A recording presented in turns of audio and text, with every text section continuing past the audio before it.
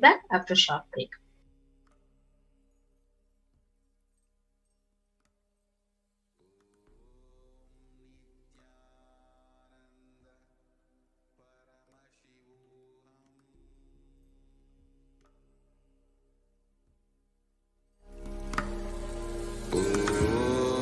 Nithyananda Paramashivoham.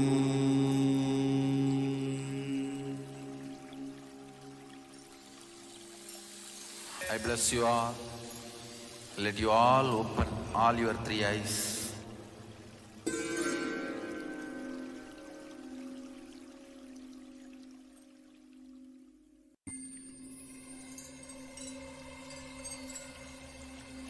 I welcome you all with my love and respect.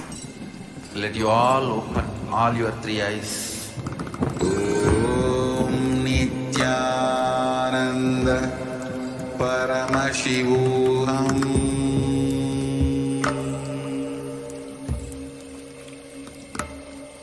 Om Nithyananda Paramashivoham.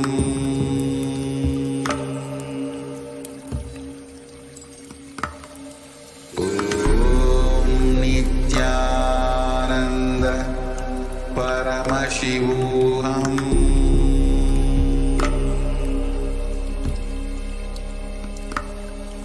Om Nithyananda Paramashivoham.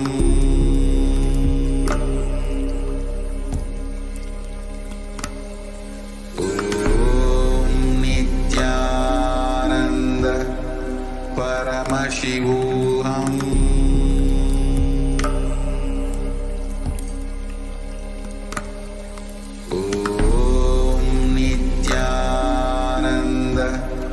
Paramashivoham. Yes. So let us now see the manifesting of the extraordinary Shaktis of Paramashiva. So today you will be witnessing the Balasants and the Nithyananda Yogis manifesting various powers like the powers of body scanning, like the powers of third eye, and sharing with all the experiences and results of the extraordinary manifestation of the divine powers awakened through us in Diksha. Awakened in us through Diksha. In today's Bhava Samadhi Darshan, you will be witnessing the following powers of third eye, which is the power of seeing the eyes with the eyes blindfolded, and the power of body scanning, where one can scan and reveal all the problems in the body and even reveal the solution and the root cause of it. But before we begin, let us see and learn what are Shaktis. In the Vedagamas, the soul scriptures of Hinduism, Paramashiva reveals in elaborate detail that every human being is hardwired to be able to manifest the 463 plus extraordinary Shaktis, and manifesting powers are described as a system, a method, and a science for human beings to explore the various possibilities and powers and have access to the various states of consciousness. Shaktis manifest from the fundamental cognition that you are the divine. You need to manifest the divine, not that you are a man and you need to reach the divine. So let us see a few differences between Shaktis and Siddhis. All of you would have heard the word Siddhis before. Shaktis express from the space of enlightenment as a side effect of the feeling connection with the divine and high integrity with the Guru, and they are the source of enlightenment. Siddhis are the powers that manifest from intense tapas or penance or enlightenment. Siddhis are on the path of enlightenment. Shaktis are the source of enlightenment. Shaktis manifest through ordinary human beings in an extraordinary way, just with the initiation from the avatar, and they are permanent. Siddhis are not permanent and they may divert you from enlightenment. So who is the source of all these Shaktis? Paramashiva is the primordial divinity in Hinduism, the ultimate reality and cause, which is self-effulgent, Swayam Prakasha, all-pervading, unchanging beyond time, space, form, and causality. As the fundamental base of Avyakta, the unmanifest, and Vyakta, the manifest existence, he performs the Panchakritya, or the 5 cosmic acts of Srishti, creation, Sthiti, maintenance, Samhara, rejuvenation, Throbhava, pulling out of delusion, and Anugraha, liberating grace for all living entities. And Paramashiva himself has come down and walks among us in the form of the Supreme Pontiff of Hinduism, Jagat Guru Mahasannidhanam, His Divine Holiness Bhagavan Nithyananda Paramashivam, as the 108th living incarnation and representation of Paramashiva, and the reviver of Kailasa, the ancient enlightened Hindu civilizational nation, the great cosmic borderless Hindu nation. And ever since the beginning of the civilization, the Sanatana Hindu Dharma has been the cradle of enlightened beings and highly advanced sciences. And it was where the science of enlightenment was lived and taught as a lifestyle. And for the first time in modern day, the Supreme Pontiff of Hinduism, Jagat Guru Mahasannidhanam, His Divine Holiness Bhagavan Nithyananda Paramashivam, is reviving and transmitting this science to the world at a record-breaking, never accomplished before speed.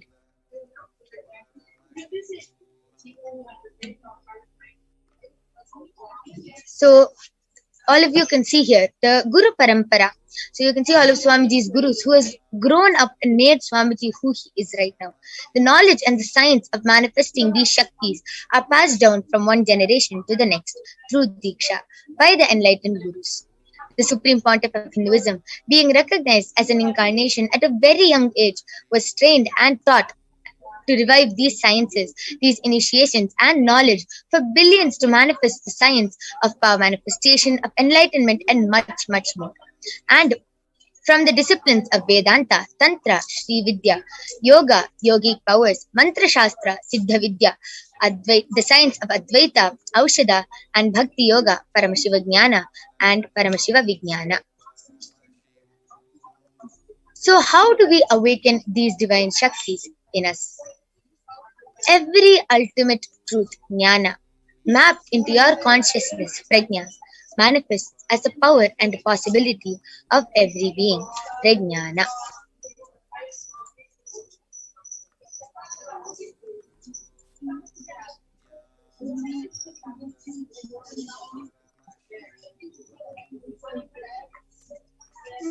So let us now see a small video on what is Diksha and what happens when we get the Diksha from the avatar, when we get the initiation from the avatar.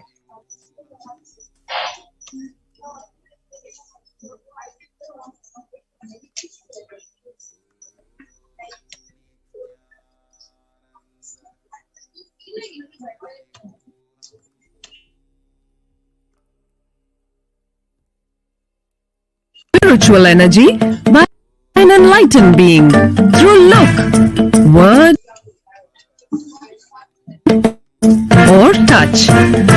The traditional Vedic book Navaratneshwara states,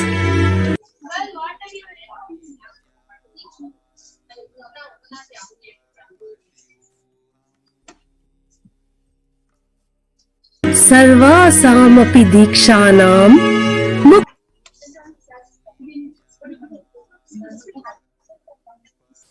Yes, looks like we're having some technical glitches. So let's move on to see how the science of power manifestation is authenticated through the four aspects or evidences.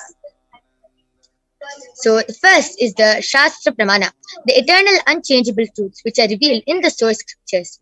Next is the Apta Pramana, the experiences and results of Aptas or the authorities of Hinduism, the Vedic rishis and scientists who have time tested and verified this extraordinary science. Next is the Atma Pramana, or the account of the Supreme Pontiff of Hinduism, Jagat Guru Mahasannidhanam, His Divine Holiness Bhagavan Nithyananda Paramashivam, this millennium's avatar's personal experience of power manifestation. And last is the Pratyaksha Pramana, or the empirical evidence from observation and scientific experimentation. So let us see where all these source scriptures, where all these references come from. From the Vedagamas. The Vedagamas is a living applied science. Vedas are the ultimate superior authorities for Hindus. Vedas are the pure science, where the ultimate truths are explained. Agamas are the scriptures where the applied science, the applied knowledge is expanded. Vedas and Agamas, the Vedagamas, are given the status of Shruti as they are directly revealed by Paramashiva. They are the eternal unchangeable truths. And any reference cited from these source scriptures is called the Shastra Pramana. So all the references, all the pramanas, all the evidences that these powers really exist comes from the source scriptures like the Vedas, the Agamas and the Vedagamas.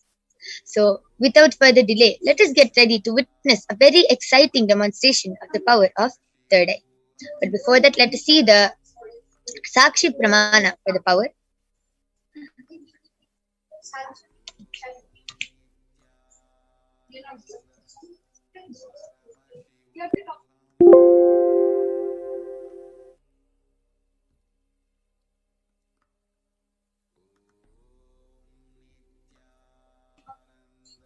So the Shastra Pramana comes from the Vijnana Bhairava Tantra. Kapalantarmanonyasa tishthanmilitalochanaha kramena manasodardhyat lakshaye lakshyamuttamam. The translation goes, by fixing the mind on the inner space within the crown center and sitting stably without any movement, having the eyes closed in succession, by that stability of the mind and inner space, through the power of third eye, one directly sees the ultimate goal, Lakshyam, and by having the vision beyond the sight that reveals any object or place, attaining the space of oneness with the source cause, Paramashiva.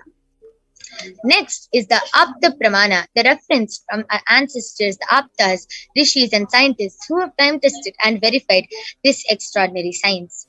So this Apta Pramana for the power of third eye comes from the time of the Dwapara Yuga, where Bhagavan Krishna initiates Arjuna into the power of third eye.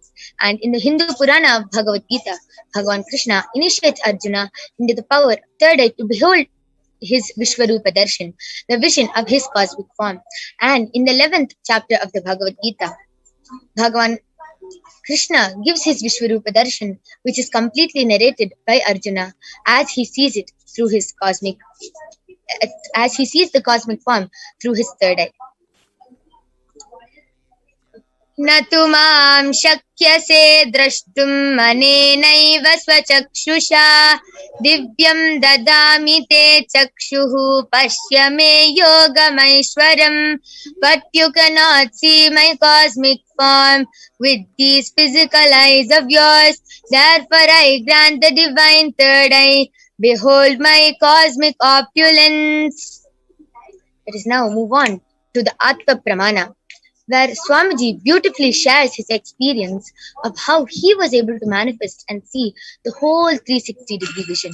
So in Swamiji's own words, the first experience that I was able to see everything around me, above me, the whole 360-degree vision, 10 directions below me, everything. I realized not only I was able to see, I was able to feel and experience all of that as me. And last is the Sakshi Pramana, the empirical evidence from observation and scientific experimentation. So when they did a study measure, they compared the metabolic cell activity of the brain in the conscious and meditative states using the PET, the positron emission tomography. So you can see when Swamiji is doing daily activities, high activity is measured in the brain where the third eye is located. And when Swamiji is in the deep state of Samadhi, only the third eye region is active and almost 90% of the rest of the brain is at peace.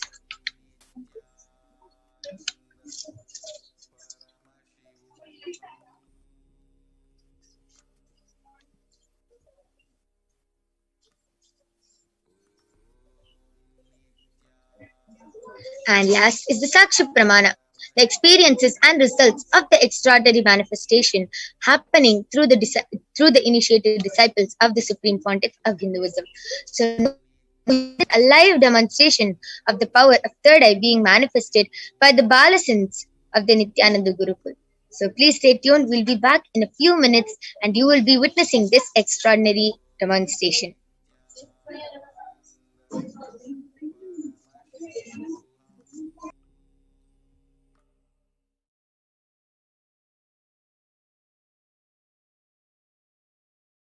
Listen intensely.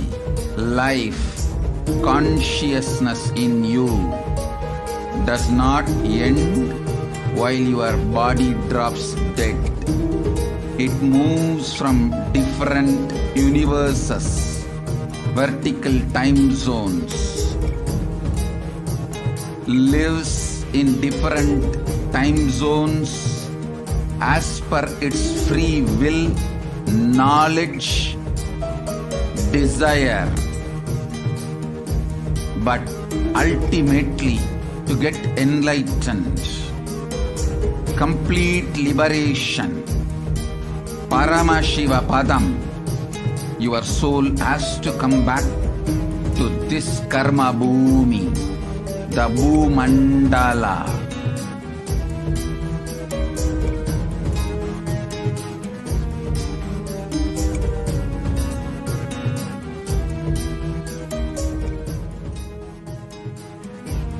This Bhumandala and the Jati ecosystems, the caste ecosystems,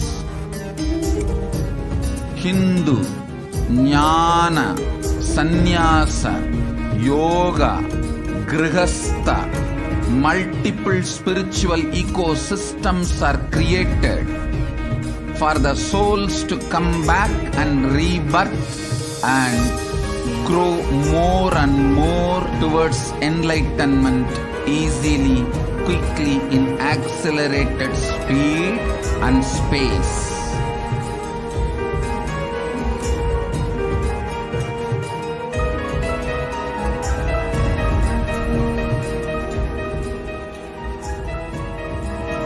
Understand the secret of Sayujya Mukti. Your Kundalini Shakti experiences the bondage inside your body due to compulsive sexual appetite. All the male bodies building intense yogic body through yoga and pranayama, building the mind of Tyaga-centric, will heal your compulsive sexual appetite and make you reach Sayujya. All female bodies, love-centered care, serving every being, will liberate you from the compulsive sexual appetite and make your Kundalini reach Sahasrara, which is Kailasa, Paramashivoham, Sayujya.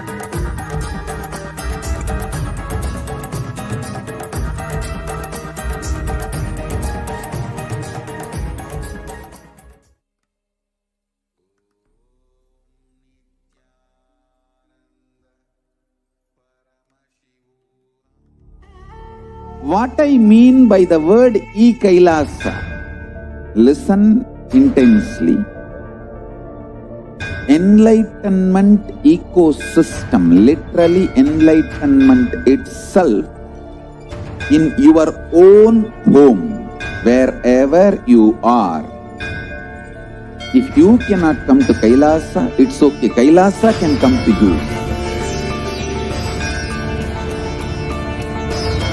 Kailasa coming to you is Kailasa.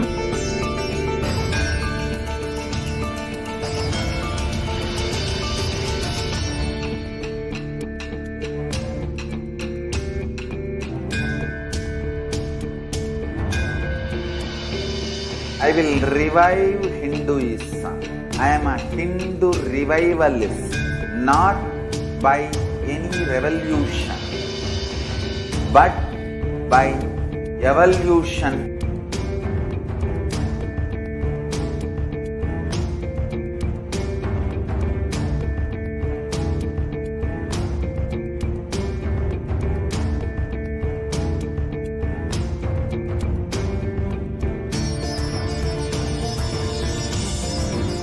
And setting model community.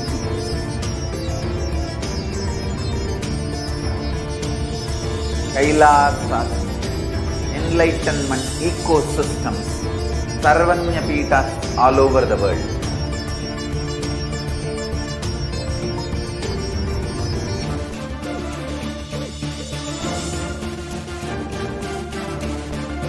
All powerful cognition, knowledge, only when you live, power manifestation and possibilities manifestation happens. It's a fundamental truth.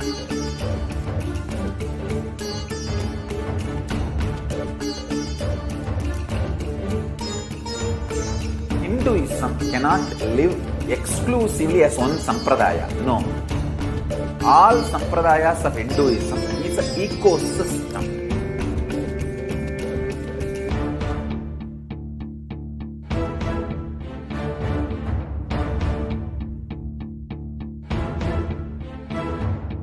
So don't keep quiet thinking that if one sampradaya is attacked, only that sampradaya is going to be affected. All of us are ecosystem.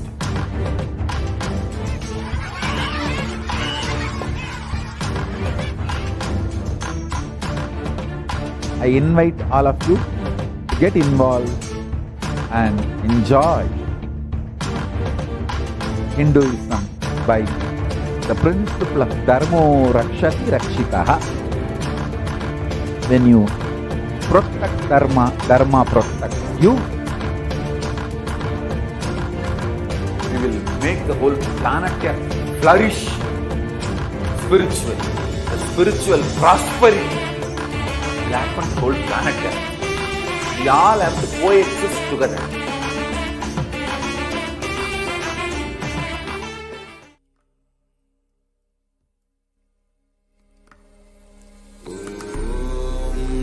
Yes. So let us now witness the demonstration of extraordinary Shaktis. So along with me here, I have Manitya Kaladharananda and Manitya Virajananda, who is going to be manifesting this extraordinary power of third eye reading in front of all of you today. So you can see that along with me here, I have an eye band, and in front is a complete opaque sheet, and behind is a thick sponge. You can see under there is no gap between the sponge and the eye band and the opaque sheet. You can see it's completely covered from all sides. There is no possible way of light entering through this eye band. This is actually an ophthalmologist certified eye band, certified and tested by one of the top 10 hospitals of India. And it is actually used for people who have insomnia and who find it really hard to sleep with light. So it is medically and scientifically proven that no light can enter in this eye band, even with the eyes open inside. So this is the eye band I'll be placing on Manitya Virajananda's eyes and Manitya Kaladharananda's eyes. So now I'll be blindfolding them. And you can also see the side view. You can see that there's nobody around Ma Kaladhara and Ma Virija. You can see the side view. I request the side view to be projected. Yes. So you can see that there's nothing around Ma Virija and Ma Kaladhara. And I request both of you to turn to your right and left so you can show that there's no wires. There's no wires hanging from anywhere. It is just them. Yes. So now I'll be placing the eye band, and once again I'm showing it before blindfolding her.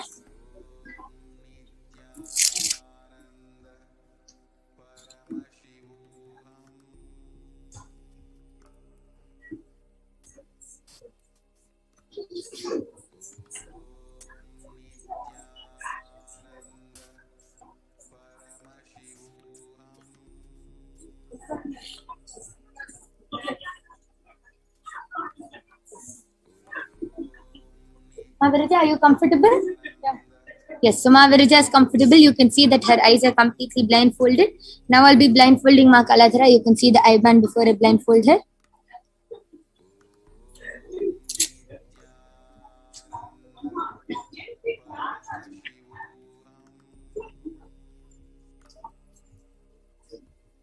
Yes, Ma Kaladhara, are you comfortable? Yes, ma'am. Could you just make the eye band? Put the eye band in the middle, ma'am. Yes. Now are you comfortable? Yes.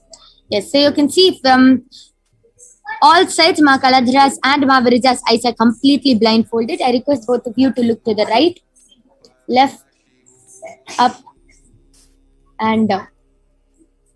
Yes, so you can see that it is completely blindfolded from all sides. And now I request all of you to post your comments. You can post anything, any of your comments on the live chat, and Ma Virija and Ma Kaladhara will be reading it out live in front of your eyes.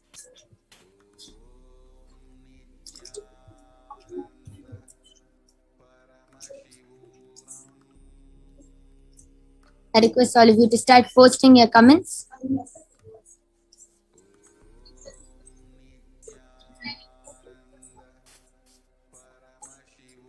Yes, you can start reading. The latest comment is from Sri Harsha KOTHAMASU has posted hi, and Eston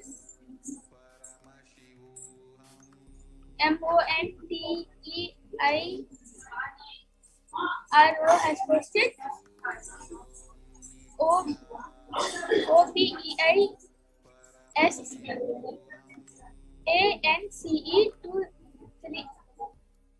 HDH Nithyananda and Namaste emoji.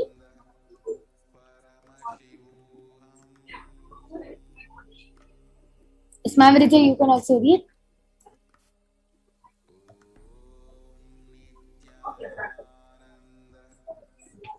SPERNATEPTEBULO has posted a red color heart emoji. Sri Harsha KOTHAMASU has posted hi to Paul, and Lakshmi Tansupan has posted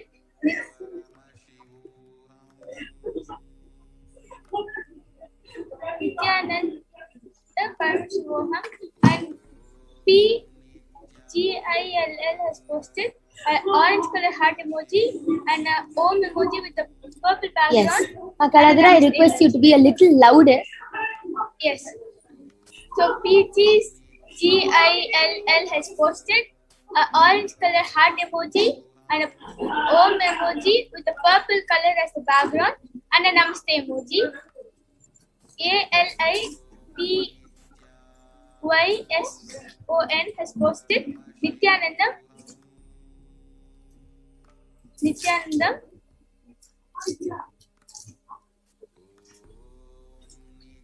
Where are you?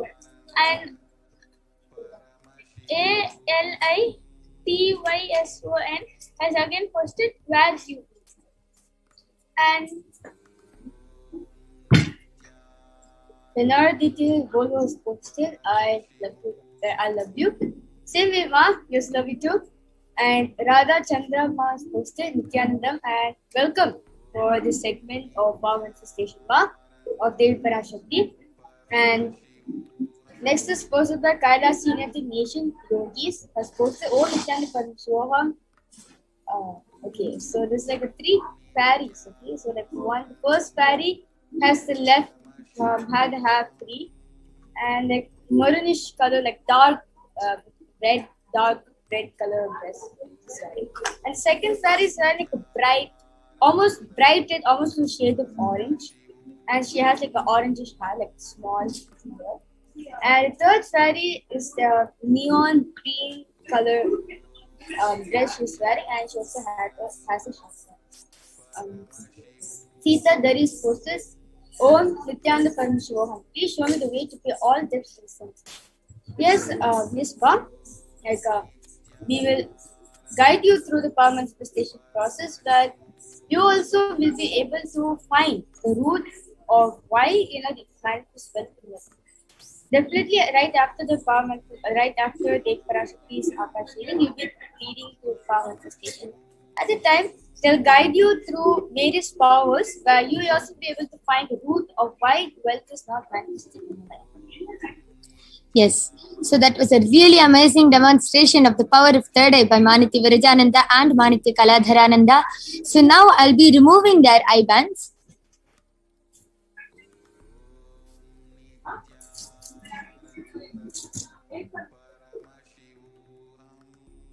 Yes, so you can see Ma Viraja's eye band is completely intact.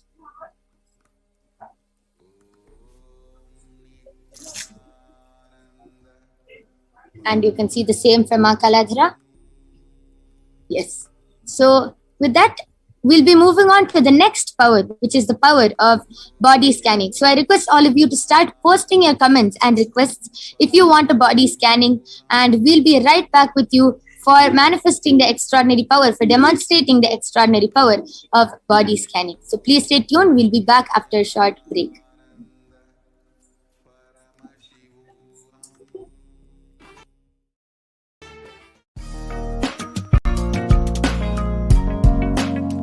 We get you health. We get you ability to build beautiful relationships in your life. We get you direct spiritual support, and we make sure you become wealthy.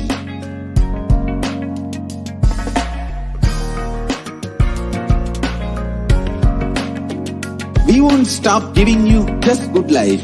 We will literally not stop till you live enlightened life.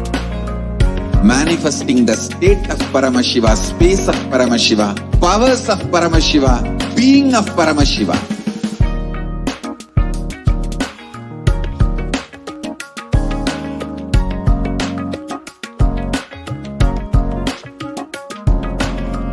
Whole world should become Kailasians. I want the whole world to know Hindus have something great to contribute to the world.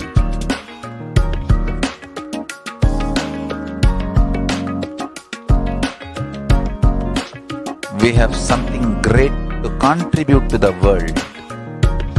Let us do that.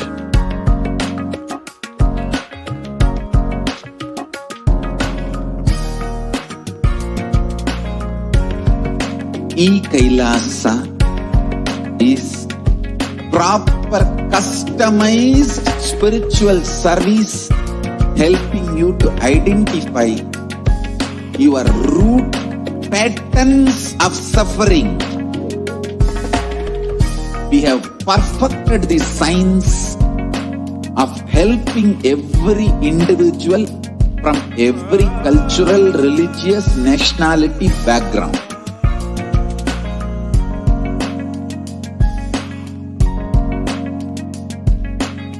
You will have lowest reactionary assumptions, highest awakened response, alive response for life continuously.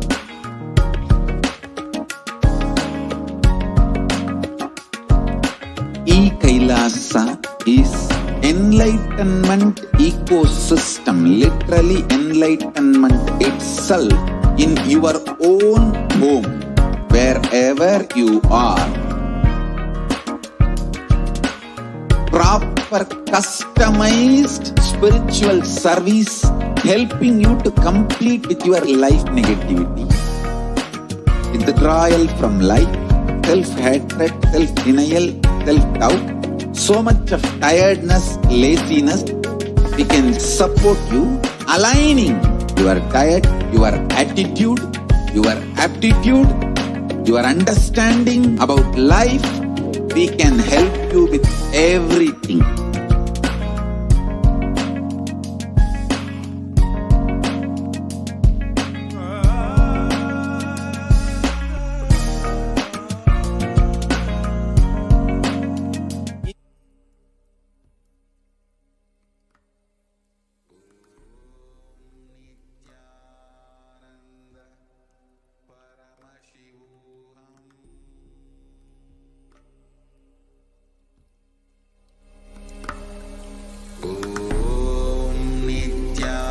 Nithyananda Paramashivoham.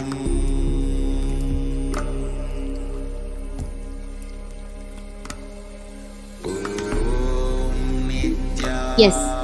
So let us now see the Shastra Pramana for the power of body scanning. So in this power of body scanning, one awakens the ability to scan illnesses, diseases, medically diagnosed issues, and provide solutions through the awakened third eye. So the Shastra Pramana also comes from the Vijnana Bhairava Tantra. Swadehe jagato vapi sukshma sukshmatarani cha tattvani yani nilayam dhyatvante vyajyate para. Bhagavan Paramashiva says, cognize deeply that from the subtle to the subtlest constitutive principles of the whole body, Swadeha, or of the whole universe, simultaneously consist of the essential reality. They are being absorbed in their source cause, Paramashiva, and by the experience of such restful awareness, one becomes complete from all thoughts, and the ultimate universal divine power, Paradevi, Adi Shakti, is revealed, and the supreme power manifestation happens. Next is the Apta Pramana, the reference for the power of body scanning from the life of a Siddha. Periyar was a Siddha and one of the prominent disciples of Agastya. One day, a man suffering from a severe headache comes to Agastya for healing, and Agastya uses the power of body scanning and identifies that the cause of the headache, and identifies the root cause of the headache. He reveals that there is a small tere, a type of frog, sitting in the person's brain, and Agastya immediately instructs Periyar, his disciple, to perform an open-head surgery and remove the frog. After the surgery is completed successfully, the person is healed and completely cured of the headache, thus gaining the name Periyar. Next is the Atma Pramana, the accounts from the life of the Supreme Pontiff of Hinduism, who time-tested and authenticated this science. And on the 22nd of December 2019, the Supreme Pontiff of Hinduism, Jagadguru Mahasannidhanam, His Divine Holiness Bhagavan Nithyananda Paramashivam, revealed how he uses the power of body scanning. Paraphrasing his words, only when I had a multiple compound fracture was I forced to go for surgery and therefore for medical checkups related to that. And at that time, they detected heavy metal quantity in different organs of mine, and it was revealed that I had been poisoned without my knowledge. I immediately used diagnostic methods instead of medical facilities to study the body condition due to the poisoning. Through body scanning, I found out what the problems and imbalances had happened and where the balance had to be done. And I used allopathy as a second opinion just to verify my findings. All these avatars, all these incarnations, their life just manifests as a leela, as a divine play.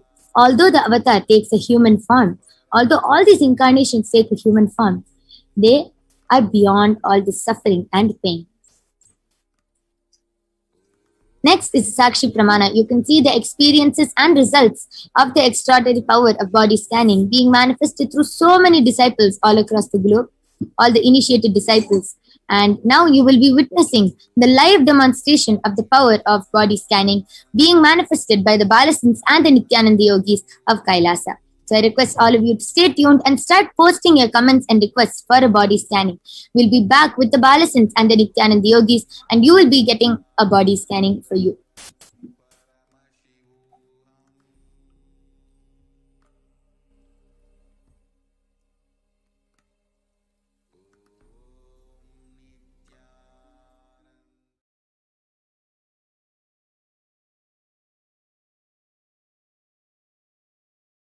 Listen intensely. Life, consciousness in you does not end while your body drops dead. It moves from different universes, vertical time zones, lives in different time zones as per its free will, knowledge, desire, but ultimately to get enlightened, complete liberation, Paramashiva Padam, your soul has to come back to this karma bhumi, the Bhumandala.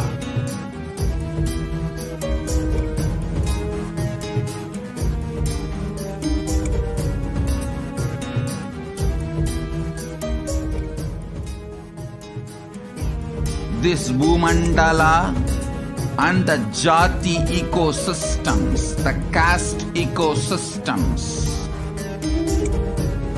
Hindu, Jnana, Sannyasa, Yoga, Grihastha, multiple spiritual ecosystems are created for the souls to come back and rebirth and grow more and more towards enlightenment easily, quickly, in accelerated speed and space.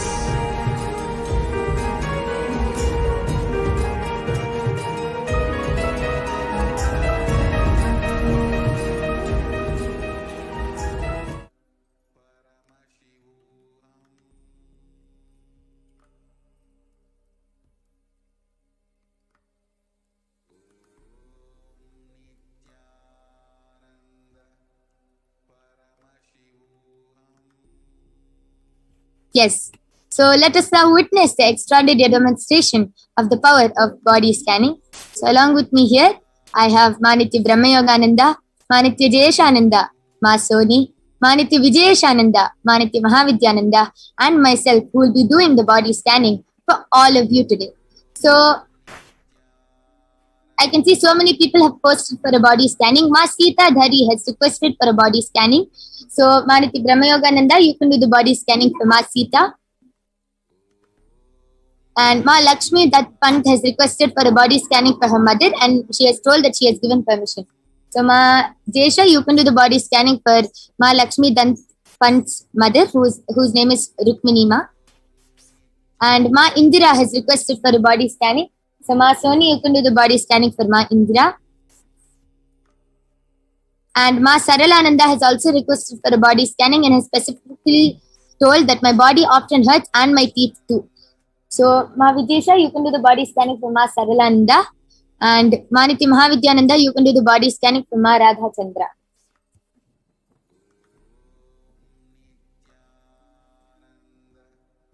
So I request all of you to stay tuned as all the Balasins and the Nithyananda Yogis are scanning your body and will be revealing as soon as Paramashiva has revealed.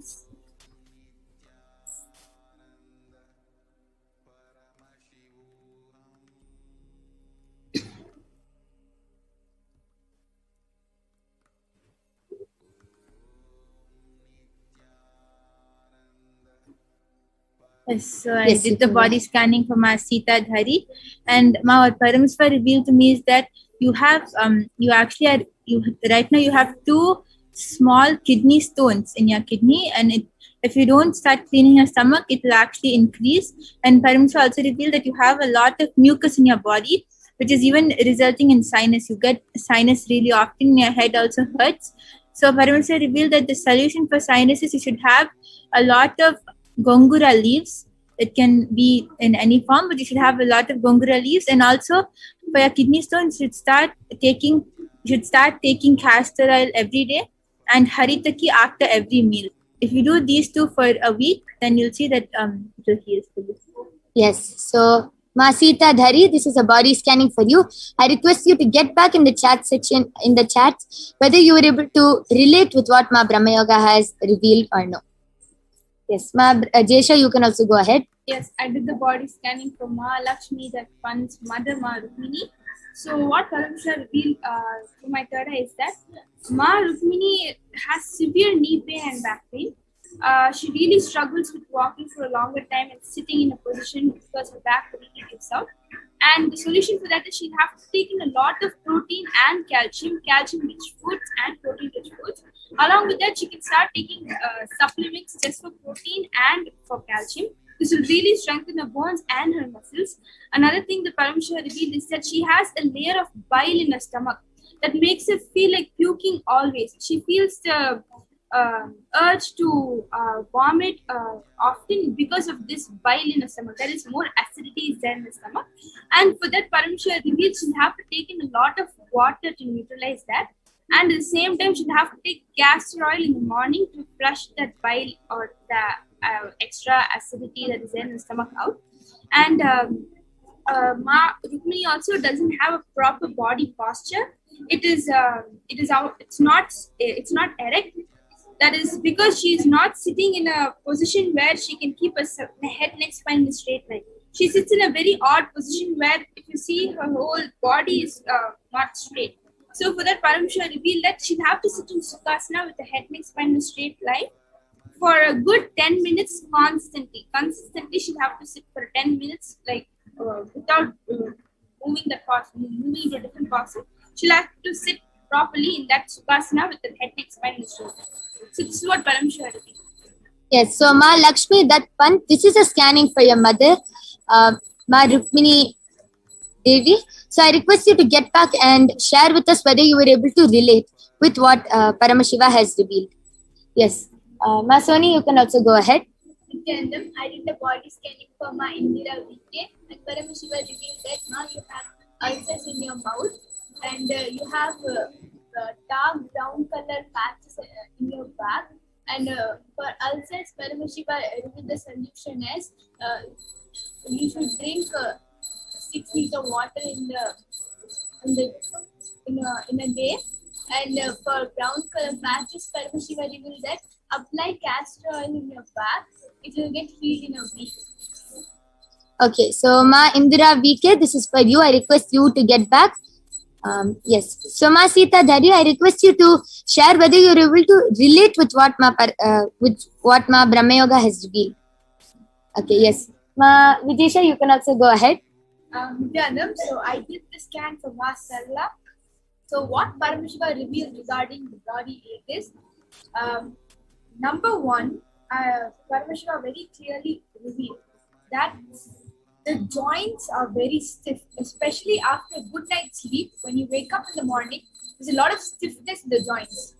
And it's almost as if the bones are not getting what they need. So there is, what Paramashiva revealed as a solution is to add warm castor oil with vitamin E oil and at least 3 times a week to apply it all over the body and massage it very, very nicely, massage it all over, especially in the joint area, the neck and the lower legs. So all these areas have to be concentrated on and the oil has to be nicely massaged. Number 2, also consumption of warm water during the day with a little bit of mint leaves in it. That also will help with the body not to hurt. And as for the teeth, Paramashiva revealed to use haritaki and salt. Mix it in a little quantity and apply it all over the teeth and the gums region. I'm seeing the Paramashiva revealed. The gums are very, very weak. So to apply the mixture all over your mouth and letting it sit for a couple of minutes. And also to have warm water right after giving a 10-minute break. So after that, you actually come out of this teeth ache and the body ache. And this is what Yes. So, yes, that was the scanning for Ma Saralananda. So I request Ma Sarala, I request you to get back in the chat section. And Ma Brahma Yoga, you can do the scanning for Ma Katharina Plaza. She has requested for a body scanning. And Karthik Rajputaya has requested Vidhi Rajput, my uncle's daughter, wants a body scanning. Please scan her. So Ma Jesha, you can do the scanning for Vidhi Rajput. And Edson Monterio has requested for a body scanning and specifically has requested, please scan my brain. I have been forgetting things. So Ma Soni, you can do the body scanning for Edson Monterio. Ma Sumi Murali has also requested for a body scanning and specifically has requested for a scan for her eyes. So Ma Vidisha, you can do the body scanning for Ma Sumi Murali. And Shiva has posted, Namaste, can I have a body scanning for my friend Terence? He gave me the permission to ask. Thank you. So Ma Mahavidya, you can do the scanning for Terence Aya. Yes. And Shiva Aya, I request you to post your legal name and request you to confirm your legal name. Yes, so first let me also reply to Ma Radha. Ma Radha Chandra, this is a body scan for you, Ma. So very clearly Paramashiva is revealing your overall health is good, immunity is also building. Also while Mahavidya was scanning, Paramashiva is showing your body structure. So I hope you're watching us now. What Paramashiva is showing is as you walk, So just watch my shoulders. As you walk, your shoulders are bent, and that is causing a lower back pain in you. So please immediately just stretch your shoulders out. That will heal your pain. It will straighten your spine and heal your lower back pain. So just keep your shoulders straight back. It will heal your pain. That is number one. Number two, Ma, you recently changed the footwear that you wear. So instead of normal slippers, you're wearing those flip-ons where the whole foot goes in, and then it's like a cap on top, and then the flip on the bottom. So these flip-ons, what it's making you do is you're walking. As you walk, you're sliding. You're not raising your feet. It's not going in the what is normally the way to walk. So as you walk, your feet are gliding and sliding on the floor, which is also putting unnecessary pressure on your lower back. Please immediately change your footwear, and that's it, Ma. That's all, these two solutions, and you will be immediately healed of any back unrest in your back area, lower back area that's happening for you. So this is a scan for Ma Radha Chandra. Yes, so Ma Radha Chandra, this is a scanning for you. I request you to get back and share whether you were able to relate with what Paramashiva has revealed.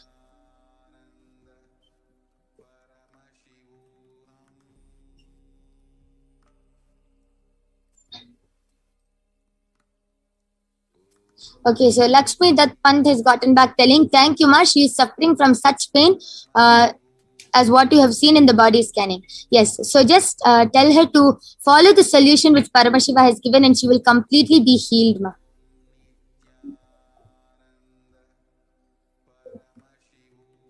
Yes, anyone is ready? You can go ahead.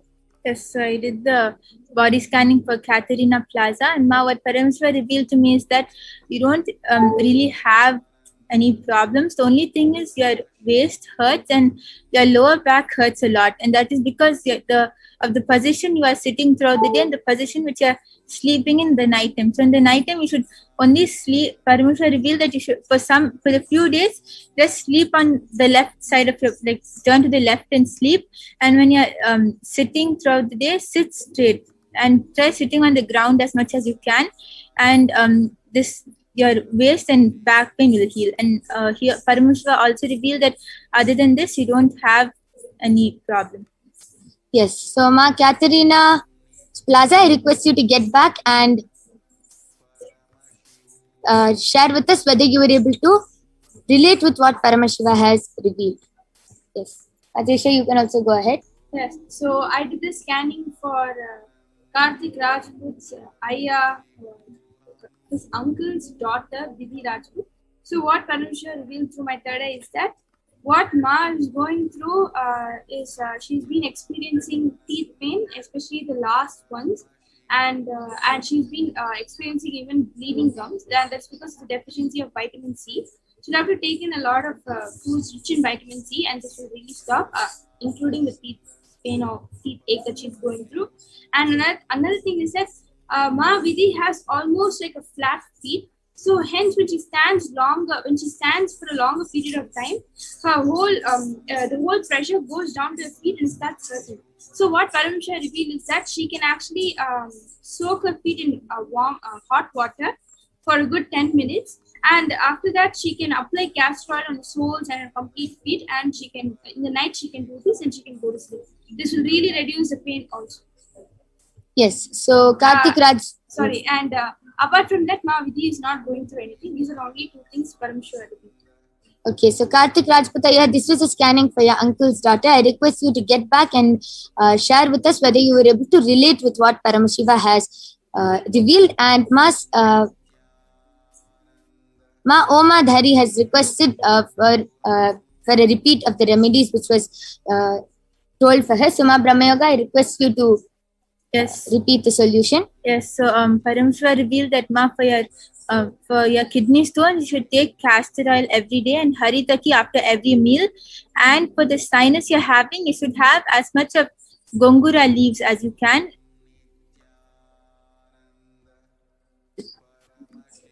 Okay, and Ma Indra VK has also requested for a repeat. So once Ma Soni is done scanning Edson Monterio, she will repeat it. She will repeat the scanning again, Ma. And Ma Catherine Plaza has gotten back telling, thank you, Ma. I've been having back pain and the body scanning is really helpful. Yes. So just follow what Paramashiva revealed and you will be completely healed. So Nithyanandam, this is a scan for Terence, which is requested by Shivaya and his friend, I believe. So very clearly, immediately, please, Shivaya, if you're listening to us, please tell your friend his health is deteriorating actually, and he needs to add neem to his diet. And Paramashiva is showing very clearly that he enjoys reading the newspaper. So that newspaper has to be kept far away, please. And stop rubbing the eyes so much. The eye glasses are not helping actually. And he needs to really, really add neem, spiritual routine to his whole day's schedule. Little more yoga and immediately start.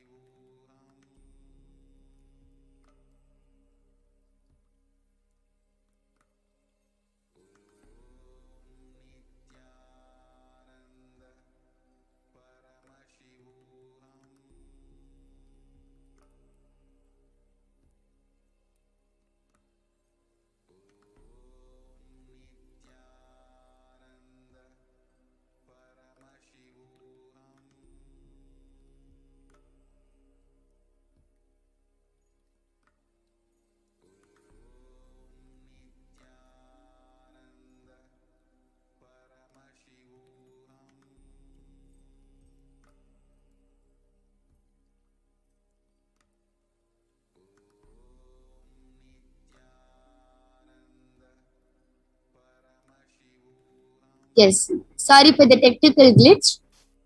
Yes, Ma Mahavidya, you can continue. Nithyanandam, we really apologize for the technical glitch here. So again, repeating the scan for Terence, which is a request from Shivaya. Aya, please tell your friend that his health is deteriorating and he needs to immediately add neem and spiritual routine to his schedule and diet, and to stop rubbing his eyes so much and keep the newspaper away as he sits. Yes. So this is a scanning for Terence Aya. So Shiva Aya, I request you to get back and confirm whether you are able to relate to what Paramashiva has revealed. And Ma Soni, you can also go ahead. And I also request you to repeat Ma Indira VK's body scanning. She has told she was not able to hear it clearly. I did the body scanning for Epson Aya, and Paramashiva repeated that you don't have any brain problem. It's just too much worries, that's why your head hurts sometimes. And Paramashiva revealed that you have your joint and your elbow hurts. And for that, Paramashiva revealed solution as you can apply warm gas on your joints and your elbows. Okay, so Ma Indira VK, Paramashiva has revealed that your joints, your elbows, sorry, Edson Monteria, yeah. Paramashiva has revealed that your joints hurt, like your elbows and everything. And what else? And he doesn't have any brain problem. It's just your head hurts, and it's due to too much worries. Okay, so Paramashiva has also revealed you don't have any brain problem or anything. It is just you just have headache, and it is because of too much of worries. So this is for Edson Monterio Aya. And what were you able to? What did you scan for Ma Indira VK? Yes, so Ma, for Ma Indira VK, Paramashiva revealed that Ma, you have ulcers in your mouth and you have brown patches in your back. And for that, Paramashiva revealed the solution as you should drink 6 liters of water in a day and apply castor oil in your back. It will heal in a 1 week. Okay, so Karthik Rajputaya Indra VK, Ma, I request you to get back and share whether you were able to hear us and relate. And Karthik Rajputaya has gotten back telling, yes, she has flat feet. I'll tell her the solution which you gave. Thank you. Yes, Sayed, just follow the solution and Paramashiva will completely heal her. I'm ready for the scan to mark really. Yes. So you can go ahead and I request you to be a little loud. Yes. Nithyananda, what Paramashiva reveals regarding your eyes as well as your BP is Number one, with your eyes, there's so much redness in the eye, especially in the morning time, and there's too much pressure that is being put in the iris area. So this is due to watching of excessive TV and straining of the eye more than what it is able to take as of now. So what Paramashiva reveals is every 4 to 5 hours to place a wet cloth in your eye, on your eye, and every night before you sleep, you just apply a bit of castor oil and keep wet cloth on top of that. And number 2, to stay away from the use of from the device for some time. So that means a little less TV, a little less watching the computer or the phone, and spend a little bit more time outside to get a little bit of vitamin D. And regarding your BP, Paramashiva revealed that it is actually high time to get your BP in control. So Paramashiva very clearly showed that you should really stop with, reduce at least, as of now, reduce the intake of rice as well as of any oily items to completely stop that and stick with more of spinach and beetroot. And this is what Paramashiva revealed for your BP as well as for your eyes.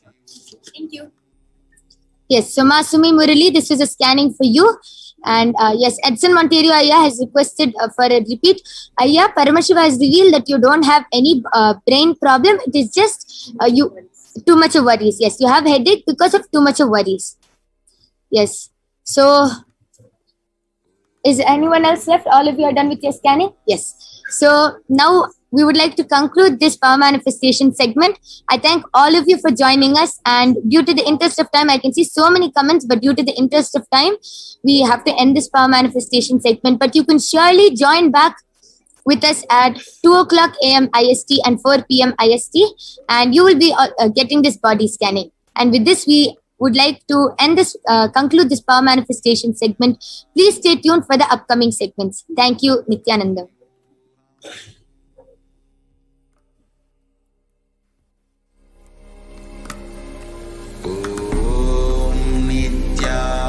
Nithyananda Paramashivoham.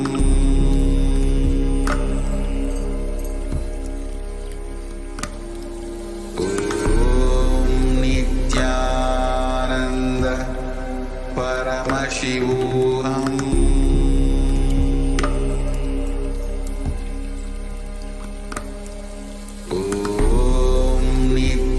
Nithyananda Paramashivoham.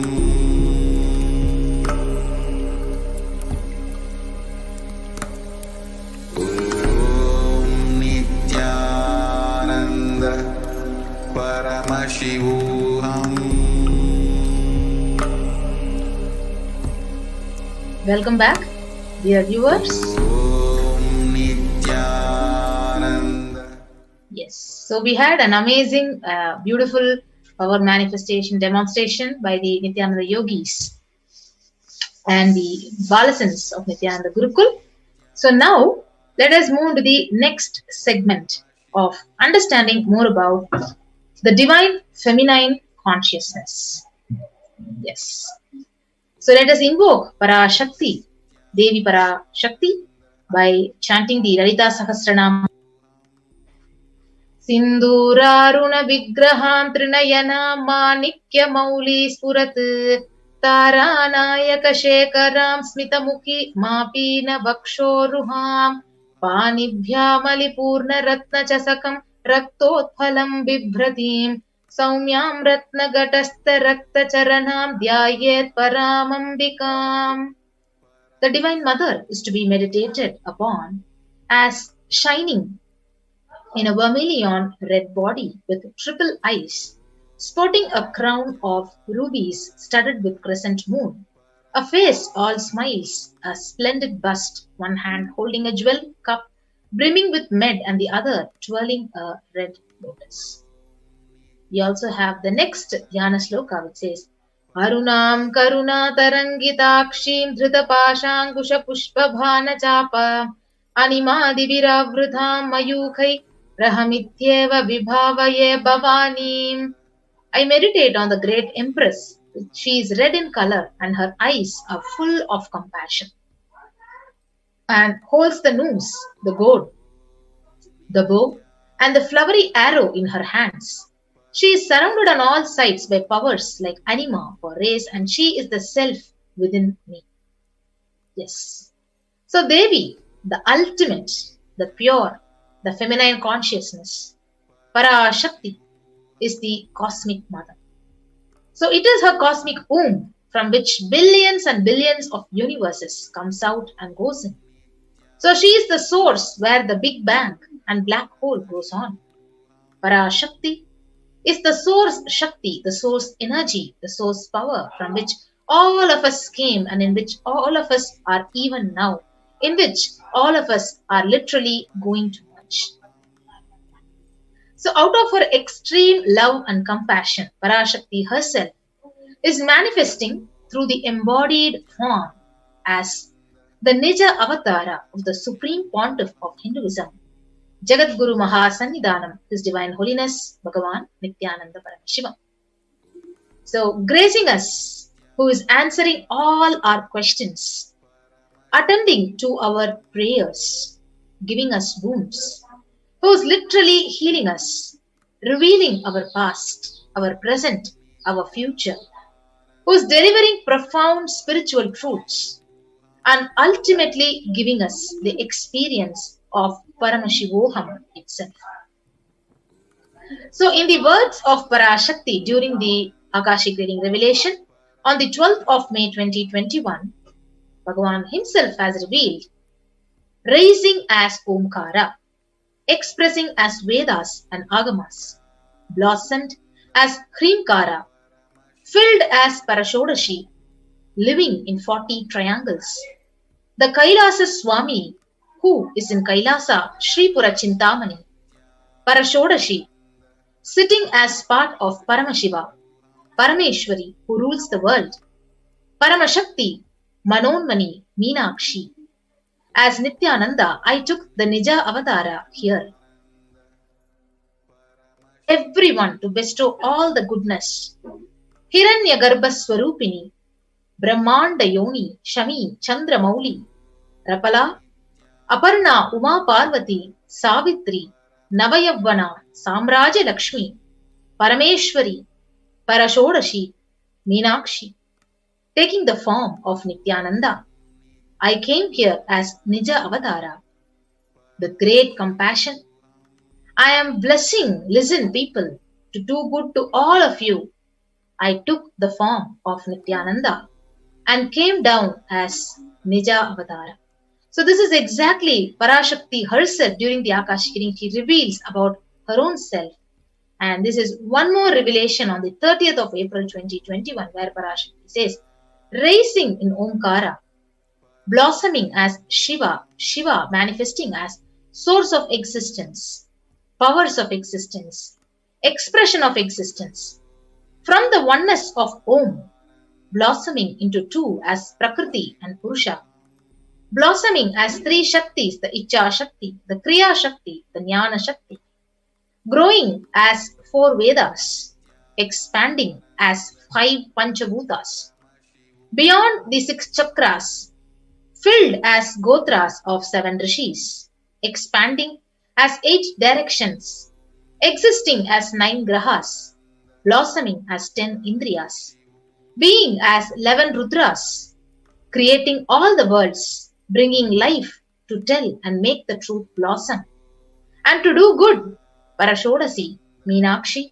In the form of Nithyananda, I came to bless every one of you. Yes. So now let us understand how to receive Parashakti. So literally you are seeing Paramashiva and Parashakti at that moment. So literally you are having the darshan and she is there right in front of your screen. So always let us receive her very traditional. So this traditional way of receiving her, that is called as the tambulam, where you keep 2 betel leaf, 1 banana, 1 betel nut, and 1 coin in front of the screen and have the darshan of Parashakti.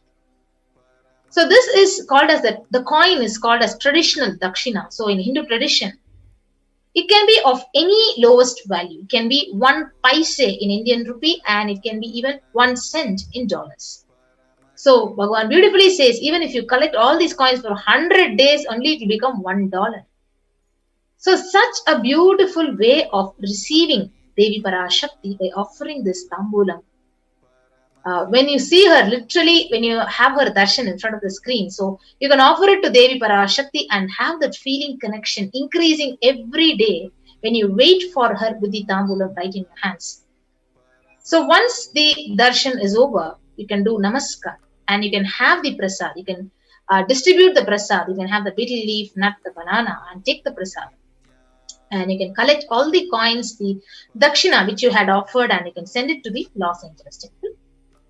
So what is the significance of this tambulam? So literally, when you actually receive Parashakti with this betel leaf, the nut, the banana, and everything, so you will see, literally, you will feel that she is there right in the front of the screen.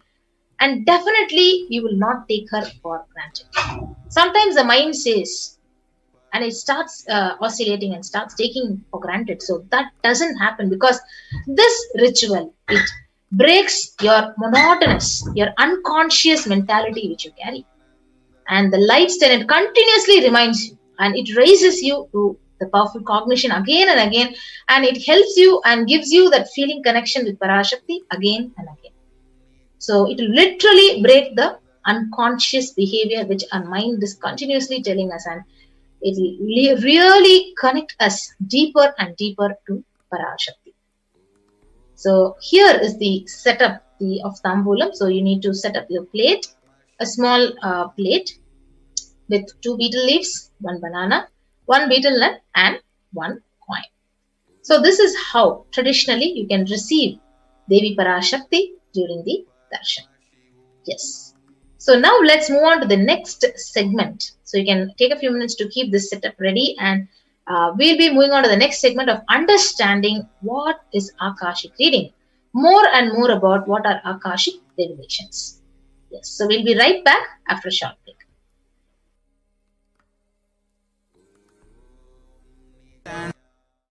The secret of Sayujya Mukti. Your Kundalini Shakti experiences the bondage inside your body due to compulsive sexual appetite.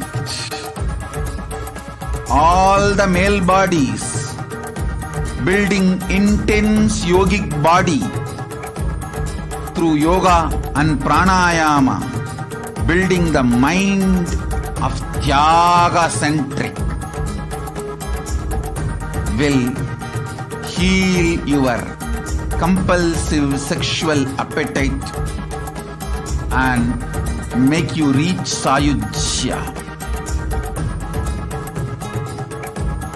All female bodies, love-centered care, serving every being will liberate you from the compulsive sexual appetite and make your Kundalini reach Sahasrara, which is Kailasa, Paramashivoham, Sayujya.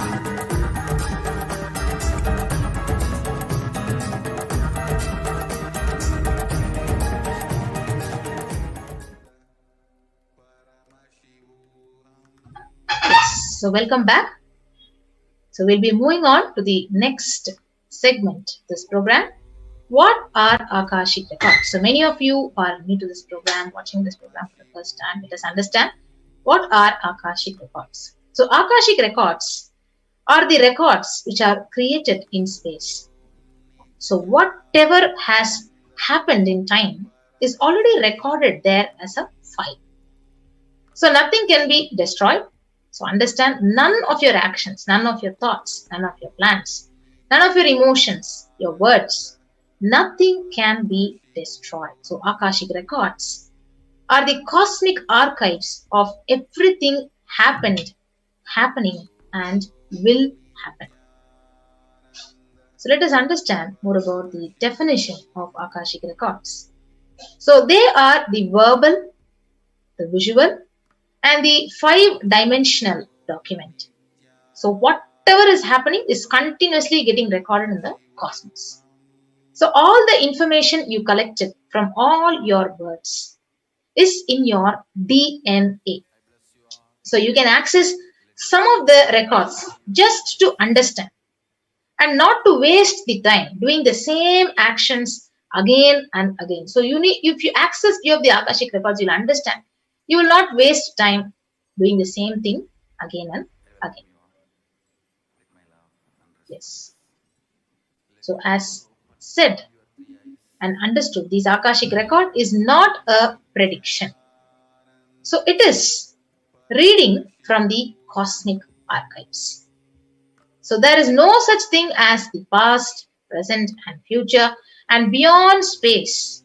Creation and destruction happen simultaneously. So in the dimension of time starts the past, the present and future. But in Akashic records, if you take, there is no past, present and future. So whatever has happened, whatever is happening and whatever is yet to happen is clearly already recorded. Yes. So in Swamiji's own words, he says, nobody has a right on these readings. Nobody has a right to manipulate these readings. Nobody has a right to interpret and comment on these readings. So they are complete unto themselves.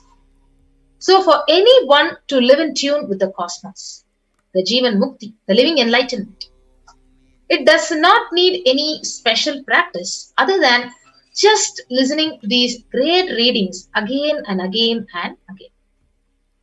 So when you listen to these great readings, naturally, your negative logic is deeply penetrated, it is broken, and the great truths, it literally settle in your inner space and they make you live Jivan Mukti. They literally make you live enlightenment.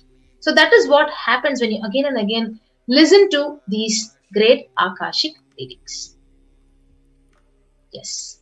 So only an avatar can decode the Akashic reading. So as an avatar of Paramashiva himself, the Supreme Pontiff of Hinduism has graced the humanity with the blessings and darshan in the form of Devi Parashakti, revealing answers to all your questions or whatever questions you're asking, to the yearning of seekers as solutions, as breakthroughs, and liberating the humanity from pain, from suffering, and literally whatever you're asking for and yearning for, she is completely removing your pain and suffering. So we need to understand. So when the Akashic reading session is happening, literally, whatever Parashakti is revealing is not just an answer to your question, but it is a karmic breakthrough, literally, for the person who is receiving the Akashic reading.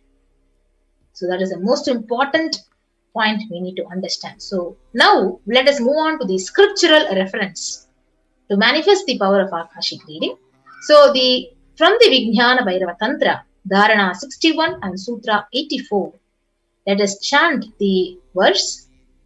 Akasham vimalam pashyan kritva drishtim nirantaram shabdhatma takshana devi bhairavam vapurapnuyat. Bhagavan Paramashiva says, looking at the spotless, infinite etheric space, Akasha, beyond the sky and clouds, one should fix one's gaze from the third eye without blinking continuously and make the body an inner space steady and motionless. In that very moment, O Devi, one attains the nature and powers of the infinite space, Bhairava. So next, we have the Apta Pramana, the reference from the scriptures, the Mahabharata. So in the Hindu Purana, Mahabharata, it narrates the story of the sage Maitreya, who reveals the secrets of Vidura and the story of his birth in the human form and why he is suffering, all the reasons for his suffering. So the sage Maitreya, he accessed the Akashic records and he told Vidura that he was not an ordinary man, but was in fact an incarnation of the Lord of Death, the Yamaraja himself. So he was to play the part of a so-called Sudra for at least 100 years just because of the curse of one of the Munis, the Manduka Muni. So this was the revelation for the Vidura in Mahabharata. So the next is benefits. So if you see, all your karmas, whatever you have collected in all your births is actually recorded in your DNA. So you can access some of them to understand why is the way your life is happening and not to waste your time doing the same actions again and again. So when you access the DNA code, reading the Akashic records, how is this going to be beneficial to you? So literally it will be useful for you to be liberated from your default future. So whatever you're thinking as, yes, this is only going to happen in the near future. So that thought current, so you'll be liberated from that unconscious thought current and bringing an end to binding cognitions and leading you from binding cognitions to liberating cognitions, and known and unknown sufferings, having an end to known and unknown sufferings, leading you to experience the ultimate, the Paramashivoham. Yes. So if you see, all the initiated disciples, the Balasans, will be able to read and view the Akashic records, but only an incarnation can alter, upgrade and change the Akashic records. So during the Darshan and Diksha, the Supreme Pontiff of Hinduism literally blesses and upgrades the Akashic records as per the prayer of the devotee. So literally, even if you think your future is going to be this, literally here is the avatar who is going to alter, change and upgrade your future as how you want. So what can you ask in an Akashic day? So many of you will have this doubt. So what questions can I ask Parashakti? Can I ask this kind of question? Can I ask that question? So the most accurate and unbiased answer to any question about your life, about your destiny, about the purpose of your life or any everyday part of your life. So you can be healed of any physical and emotional problem. So you can ask for healing for any of your, especially during this COVID-19 pandemic time, you can actually receive healing for prevention and protection and also for healing. So you can understand the reasons behind the happenings of your life. You can literally receive blessings to fulfill your right desires and get clarity to redesign your future. So this is where whatever you want to ask Parashakti, so regarding your health, your mental health, or your job, your career, so why is something is happening in your life, the reason behind that, what is your destiny, what is the purpose of your life. So whatever clarity you need, you can ask Parashakti. Yes. So with that, now let us get ready to receive Parashakti. So you can also post your questions when the live Akashic reading session is happening with Devi Parashakti. So now we will be watching few of the Devi Parashakti's Akashic reading revelations in the near past, the past few days. So whatever Parashakti has revealed to the world, and let us witness and let us watch some of the Akashic readings directly from Parashakti after a short break.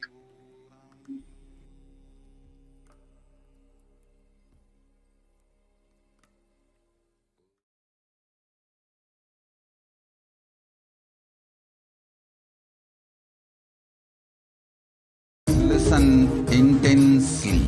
Life, consciousness in you does not end while your body drops dead. It moves from different universes, vertical time zones, lives in different time zones as per its free will, knowledge, desire, but ultimately to get enlightened, complete liberation, Paramashiva Padam, your soul has to come back to this karma bhumi, the Bhumandala.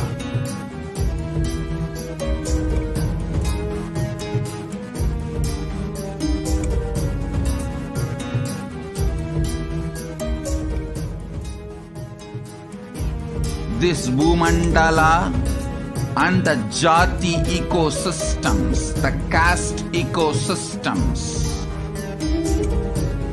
Hindu, Jnana, Sannyasa, Yoga, Grihastha, multiple spiritual ecosystems are created for the souls to come back and rebirth and grow more and more towards enlightenment easily, quickly, in accelerated speed and space.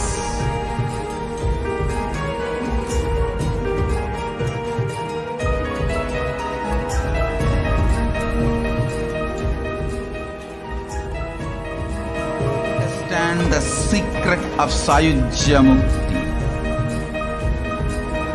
Your Kundalini Shakti experiences the bondage inside your body due to compulsive sexual appetite. All the male bodies building intense yogic body through yoga and pranayama, building the mind of Tyaga centric, will heal your compulsive sexual appetite and make you reach Sayujya. All female bodies, love-centered care, serving every being will liberate you from the compulsive sexual appetite and make your Kundalini reach Sahasrara, which is Kailasa, Paramashivoham, Sayujya.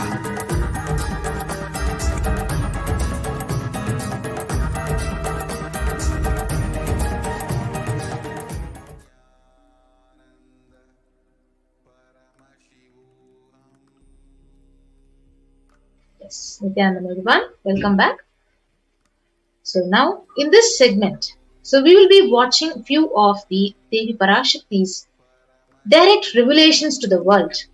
So recently on the 8th of June, Parashakti has revealed how to protect your life during this impending COVID-19 pandemic that is killing the whole world of humanity. So let us listen to her, and followed by that, we will be understanding the translation in English.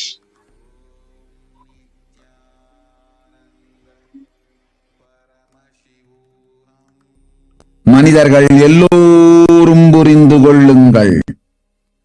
இந்த பிரளயத்தின் பெருங்கொடுமை முடியும் வரை உயிர் காத்துக் கொள்ளுவதே உங்களுக்கு முதல் தேவை. பணமோ பொருளோ முக்தியோ கூட அடுத்ததே. முதல் தேவை உயிர் காத்துக் கொள்ளல். உயிர் காத்துக் கொள்ளுங்கள். சாதனைகள் செய்து சங்கடங்கள் கடந்து முக்தி அடையலாம்.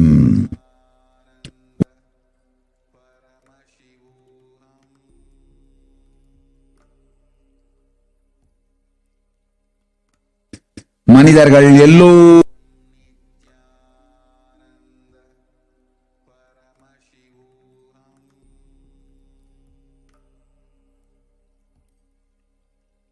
Yes. So what exactly Parashakti has revealed in this segment is, humans, all of you understand, protecting your life is the first need till this huge suffering of Pralaya is over. Money or wealth, even mukti comes next. Saving your life is the first need. So save your life. You can do sadhana. You can go beyond sufferings and attain liberation. So this is what exactly Parashakti had revealed. And we can also watch one more video clip where Parashakti is revealing the secrets of the universe. Listen intensely. I will reveal the secret of the universe and its expansion. Life, consciousness in you does not end while your body drops dead. It moves from different universes, vertical time zones, lives in different time zones as per its free will, knowledge, desire, but ultimately to get enlightened, complete liberation, Paramashivoham, your soul has to come back to this karma bhumi, the Bhumandala. This Bhumandala and the jati ecosystems, the caste ecosystems, Hindu, Jnana, Sannyasa, Yoga, Grihastha, multiple spiritual ecosystems are created for the souls to come back and rebirth and grow more and more towards enlightenment easily, quickly, in accelerated speed and space. Now, too many souls from the cosmos is landing into this Bhumandala to be part of Kailasa and to manifest Kailasa. That is the reason the rate of expansion of the universe has been accelerated. An intense ecosystem for great enlightened beings and incarnations to land is being manifested by me through my Nijavatara Nithyananda and this Kailasa. All the blessed fortunate beings will be attracted to Kailasa and experience liberation. Kailasa is the space where Sanatana Hindu Dharma, cosmic science is nationalism. This cosmic law is the country law. Sanatana Hindu Dharma is nationalism. These cosmic truths will be the truths of the country, society, ecosystem. Society, country, judiciary, ecosystem, all this of Kailasa will be aligned to the cosmic law, the cosmic energy, universal existential truth. Because Kailasa, cosmic ecosystem is manifesting. Expansion of the universe has been accelerated. Universe is celebrating the happening of my Nijavatara Nithyananda and this Kailasa.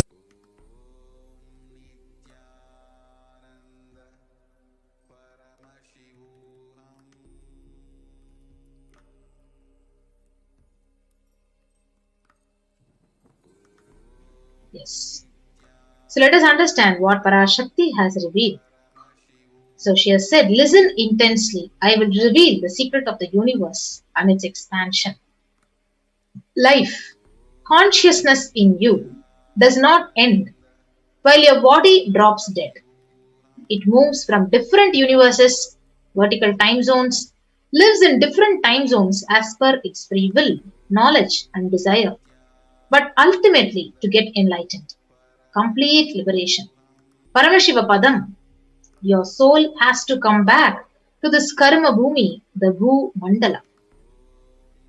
So this Bhu Mandala And the Jati ecosystems, the caste ecosystems, the Hindu, the Jnana, the Sannyasa, Yoga, Grihastha, multiple spiritual ecosystems are created for the souls to come back and rebirth and grow more and more towards enlightenment quickly, easily, in accelerated speed and space. Now, too many souls from the cosmos is landing into this Bhumandala to be a part of the Kailasa and to manifest Kailasa. That is the reason the rate of expansion of universe has been accelerated. An intense ecosystem for the great enlightened beings and incarnations to land is being manifested by me through my Nija Avatara Nithyananda and this Kailasa. All the blessed fortunate beings will be attracted to Kailasa and experience liberation. So she says, Kailasa is the space where Sanatana Hindu Dharma, the cosmic science, is nationalism. This cosmic law is the country law. Sanatana Hindu Dharma is the nationalism. This cosmic truths will be truths of the country, society, ecosystem. So society, the country, the judiciary ecosystem, all these of Kailasa will be aligned to the cosmic law, cosmic energy, the universal existential truth. Because Kailasa cosmic ecosystem is manifesting, the expansion of the universe has been accelerated. So universe is celebrating the happening of my Nija Avatara Nithyananda and this Kailasa. We'll also listen to one more revelation by Parashakti. முக்திகானந்த நன்றாய் கேட்டுக் கொள்ளுங்கள். புரட்டாசியில் புறப்பட்டு வருகின்றது corona கொடுந்தொற்றின் 3வது அலை. உலகமெங்கும் ஆன்மீக சாதனைகள், கைலாசத்தின் நடவடிக்கைகள், செயல்கள் எல்லாம் கூட உங்களை உயிர்காத்துக் கொள்வதையே முதல் நோக்கமாய் வைத்து அமைத்துக் கொள்ளுங்கள். எல்லோரும் இருந்த இடத்தில் உங்களை உயிர்காத்துக் கொண்டு இவ்வாண்டு முழுவதும் உயிரோடு இருப்பதையே முதல் நோக்கமாய்க் கொண்டு அதற்கேற்றாற்போல் உங்கள் நடவடிக்கை எல்லாவற்றையும் நன்மையோடு அமைத்துக் கொள்ளுங்கள். பாதுகாப்பே முதல் முன்மை. பாதுகாப்பிற்கு முன்மை கொடுத்து, முன்னுரிமையும் கொடுத்து வாழ்ந்திடுங்கள். மதுகரி பிக்ஷையும் ரத யாத்திரையும் அடுத்த ஆண்டு நடத்திக் கொள்ளலாம். உயிரோடு இருப்பதை இந்த ஆண்டு செய்யுங்கள். உயிரோடு இருத்தலே முதல் செயல். உயிரோடு இருத்தலே முதல் செயல். உயிரோடு இருத்தலே உங்கள் எல்லோருக்கும் இவ்வாண்டு செய்ய வேண்டிய முதல் செயல். முழுமையாய் கேட்டு வாழ்ந்திடுங்கள்.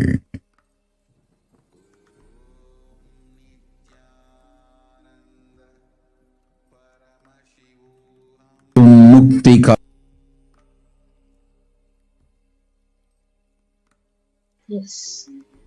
So this is the most important revelation that Parashakti has revealed. So she says, the third wave of the deadly infection corona is approaching in the Purattasi month, between August to September. So all over the world, spiritual practice, work, activities of Kailasa should be done only by keeping the protection of your life as first priority. So she says, all of you protecting your life wherever you are is the first purpose of being alive this year, and align your activities accordingly. Protection is the first priority. So live by giving the first priority to protection. So Madhukari Bhiksha and Radayatra can be done next year and save your life this year. Being alive is the first job. Being alive is the first job for all of you this year. Listen to it completely and live.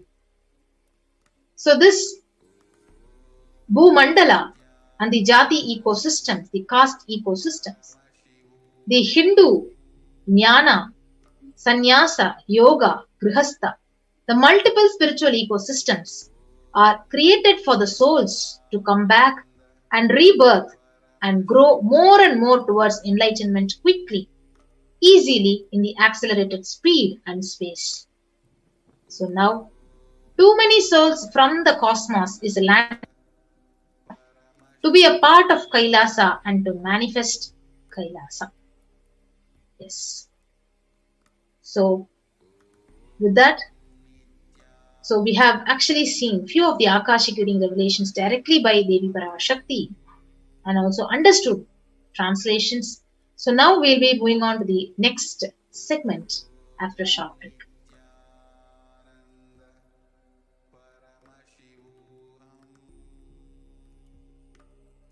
There are some great spiritual sciences unique to Hinduism. Subtle, otherworldly, but definitive sign. Manifesting the cosmic beings in Archavatara, deities in Nijavatara, living incarnations is possible. Understand? Priya Pada of Vedas and Agamas elaborately explain the whole science of making the cosmic beings manifest in Archavatara, deities and Nijavatara, living incarnations, both. During the Bhava Samadhi Darshan, literally those cosmic beings manifest through this body. Just like how they manifest in Archavatara, deity, they manifest in Nijavatara, Pratyakshavatara, and give you all the boons you ask, bless you. You see, each God is an independent intelligence to lead you to enlightenment. Each God is a bridge for you to achieve the Shivatva, the ultimate Shiva consciousness. Krishna is the bridge for you to achieve the Krishna consciousness. But Shiva consciousness, Krishna consciousness, all consciousness is one and the same. Ultimate consciousness only. So that energy itself completely expresses. Just like Radhika, when I see my own sweetness in the mirror, I become eager to taste it. I find that the only way to relish the sweetness is through the constitution of Sri Radhika. Bhava Samadhi Darshan is a window to the infinite expanse of consciousness, allowing us to glimpse the formless in a way that we can understand. It cleanses the karmas of lifetimes. It awakens our biomemory to the space of Paramashiva, the ultimate consciousness, and creates a deep and lasting transformation in us.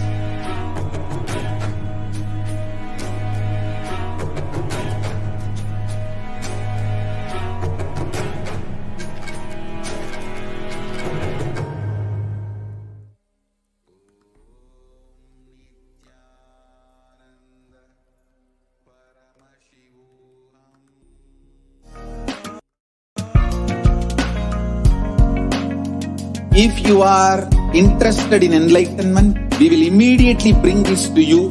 If you are not interested, we will explain the whole science, inspire you and make you interested in enlightenment time. We need to cater this enlightenment science to the whole world wherever they are, because enlightenment is the birthright of all human beings. Kailasa is responsible to provide that to all human beings.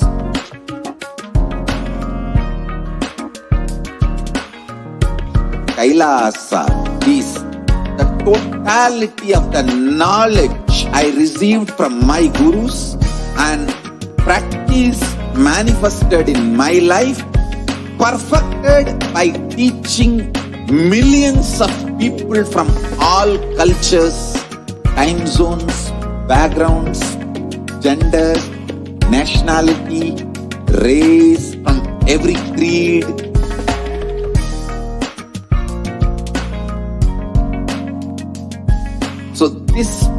absolutely perfected knowledge available to you, served to you in your home without even you moving out of your couch, free of cost.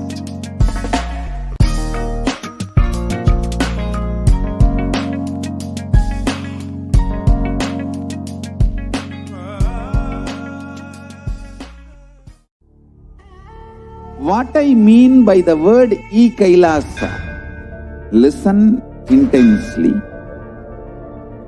Enlightenment ecosystem, literally enlightenment itself, in your own home, wherever you are. If you cannot come to Kailasa, it's okay. Kailasa can come to you. Kailasa coming to you is Kailasa.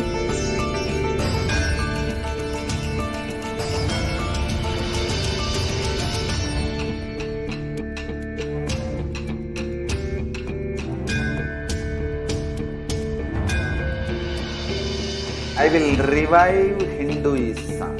I am a Hindu revivalist, not by any revolution, but by evolution.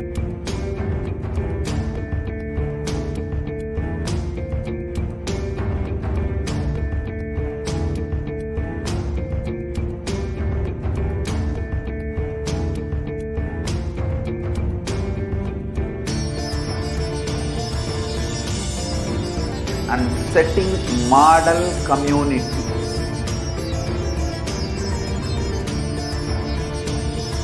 Kailasa, enlightenment ecosystems, Sarvanya Pitas all over the world.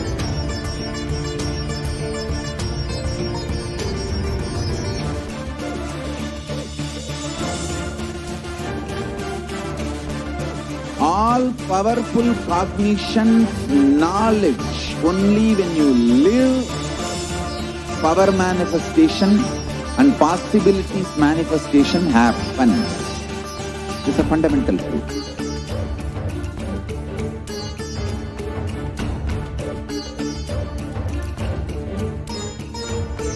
Hinduism cannot live exclusively as one sampradaya. No. All sampradayas of Hinduism is an ecosystem.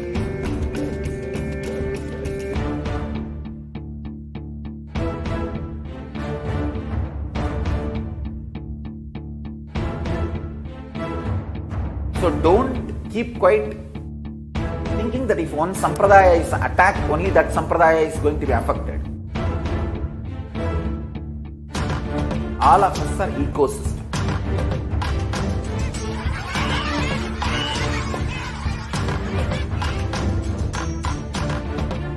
I invite all of you to get involved and enjoy Hinduism by the principle of Dharmo Rakshati Rakshitaha. When you protect Dharma, Dharma protects you. We will make the whole planet flourish spiritually. The spiritual prosperity will happen to the whole planet. We all have to coexist together.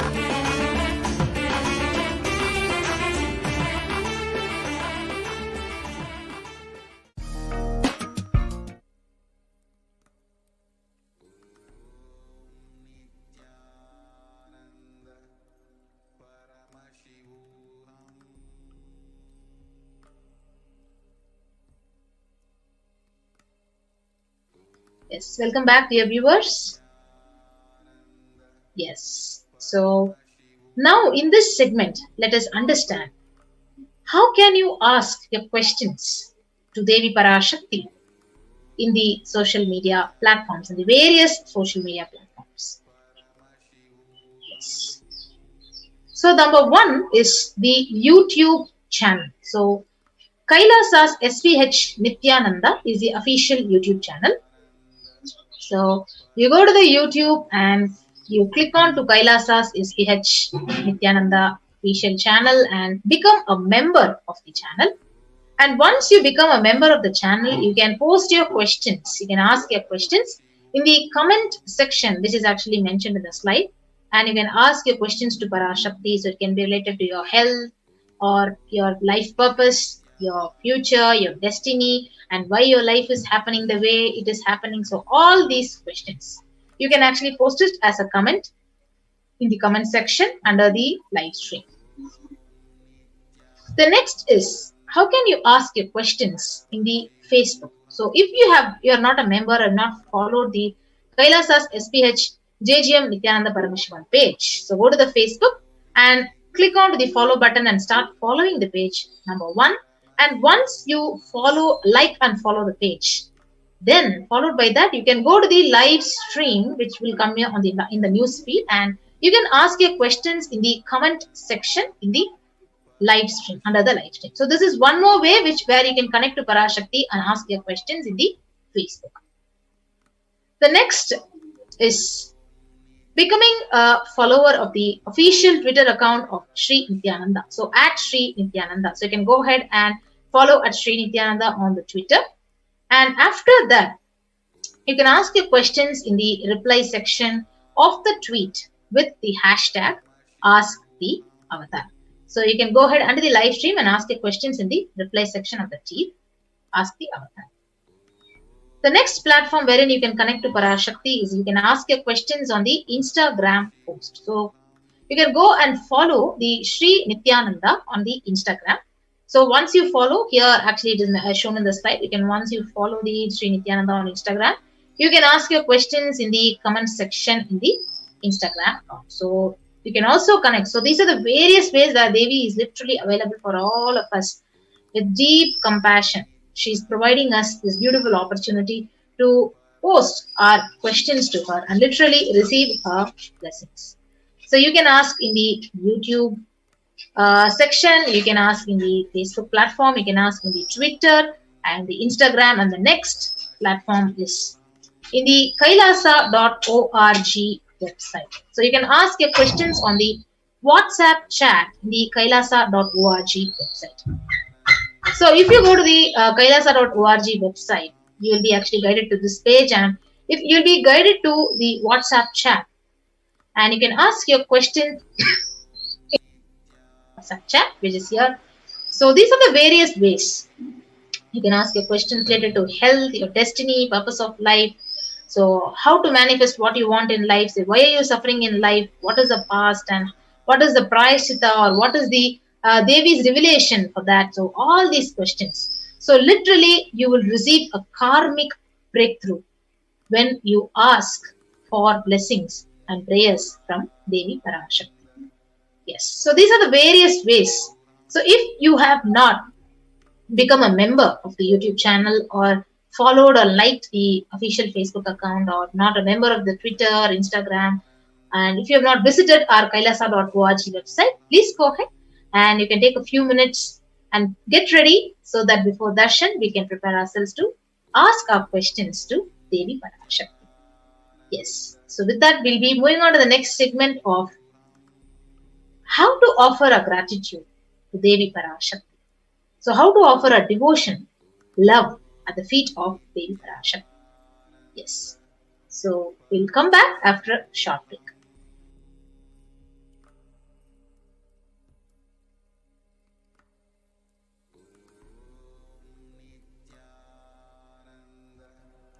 Paramashivoham.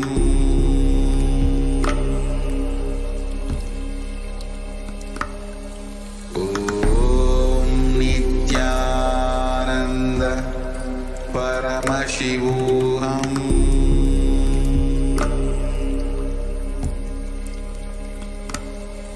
Om Nithyananda Paramashivoham.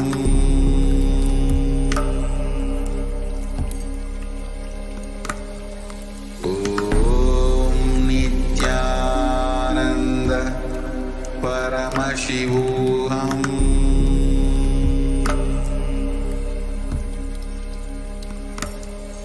Om Nithyananda everyone, welcome back. Yes, so we'll now be moving on to the next segment of how can we connect to Parashakti. How can you offer your gratitude, your devotion at the feet of Parashakti? So, literally, what is the significance of an offering? So, an offering has two parts. One is giving, and number two is you receiving. So, an offering is giving of a divine gift of pure love, pure devotion, and oneness. So, the one thing which we need to very clearly understand is only when the divine accepts what one offers, then that offering itself becomes complete. So, it is not made out of any fear nor of greed. So, when an incarnation lands, when an avatar lands, the offerings are purely a part of the grand Leela, which is played out only for the purpose of enlightenment. So, let us invoke Parashakti and understand furthermore, so why we need to offer and what is the significance of offering to Parashakti. So, let us start with the Dhyana Sloka from the Moola Agama of Manonmani Dhyanam.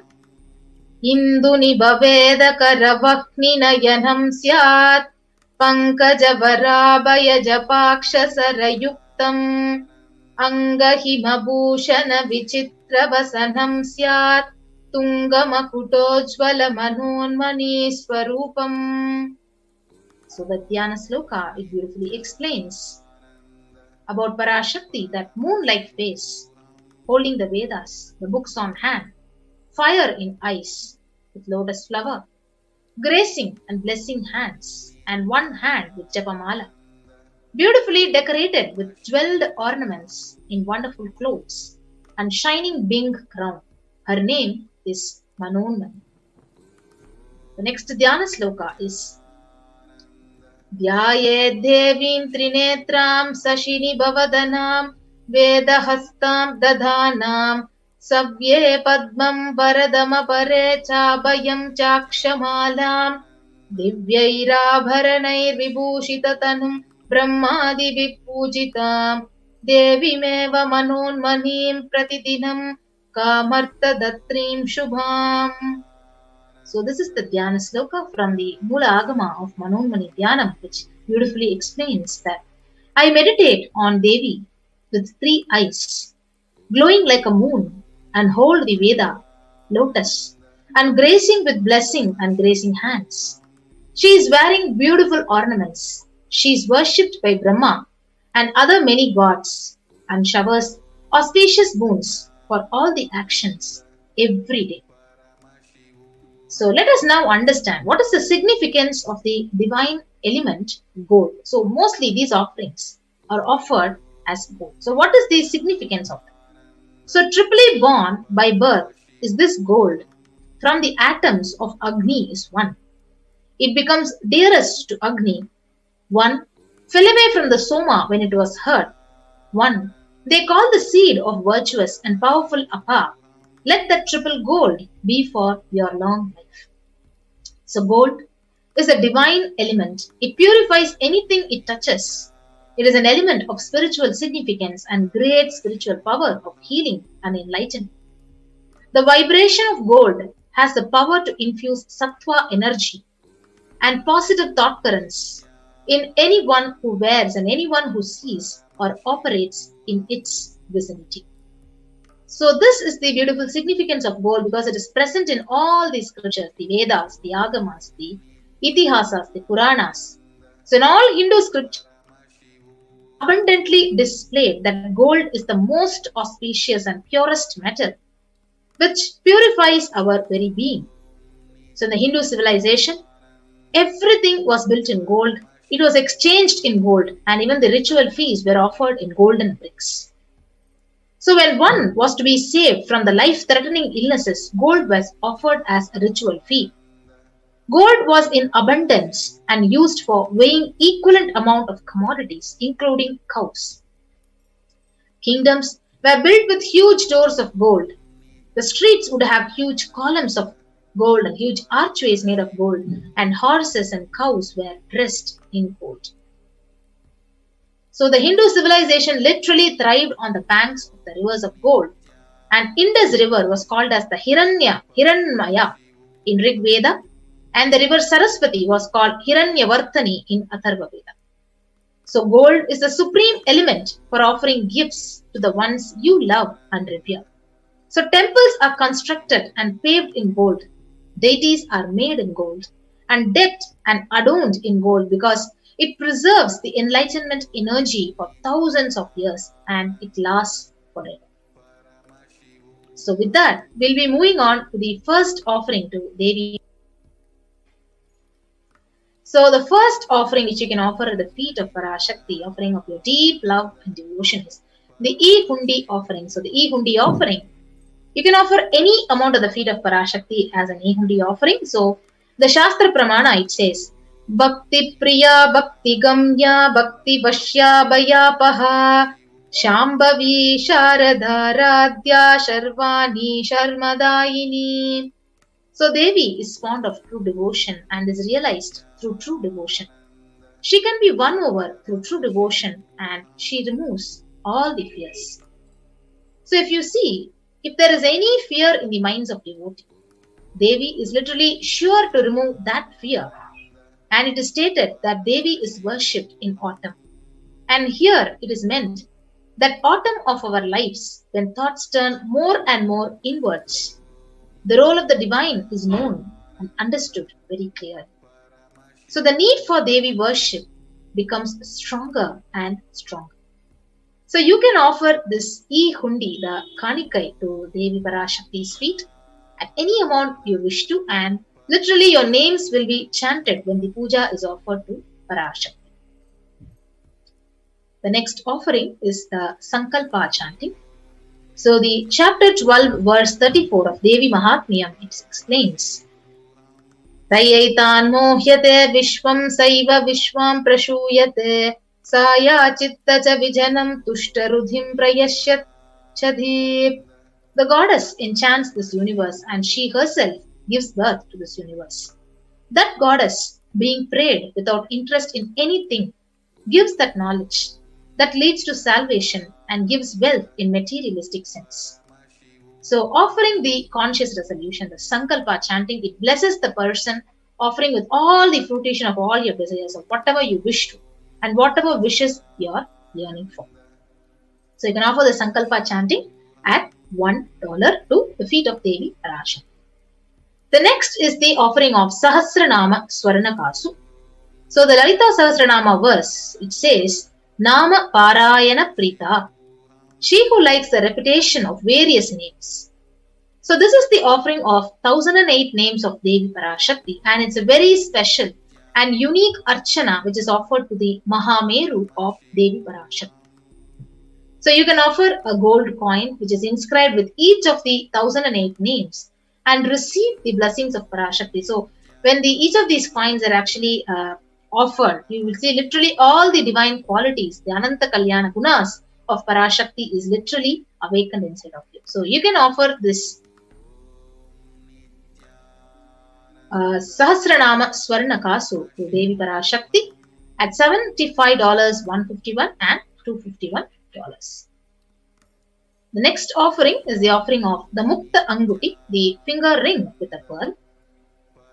So the Meenakshi Pancharatnam, it says, Muktahara lasat kirita ruchiram purnendu vaktra prabham shinjannu pura kinkini manidaram padma prabha pasuram sarvabhishta falapradam girisutam vanirama sevitam Meenakshim pranatosmi santatamaham karunya varam nidhim.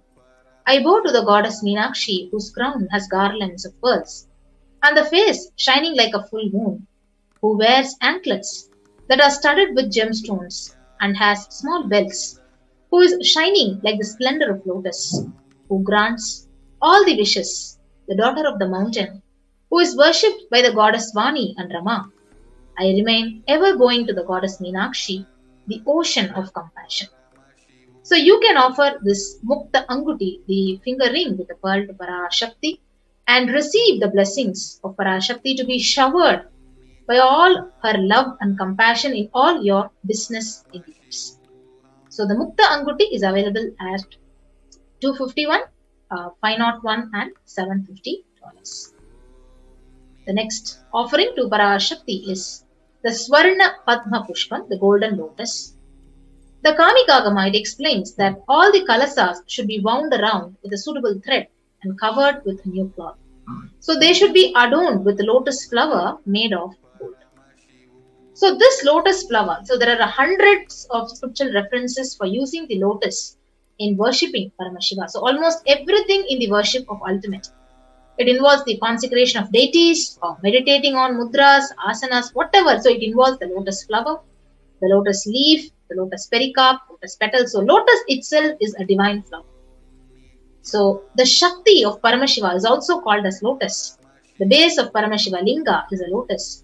So you can offer this golden lotus in any size you wish to, and you can be blessed to awaken the state, space, powers and being of Parashakti in your inner space amidst any kind of an adverse situation that you're facing in your life. The next offering is the offering of the Swarna Metti, the golden toe ring. So the Shastra Pramana, the scriptural reference, it beautifully says, Nakhadi diti sanchanna namajjana tamo guna padadvaya prabhajala parakrita saroruha. You whose brightness from the toenails destroy the darkness of ignorance from the minds of your devotees who prostrate at your feet.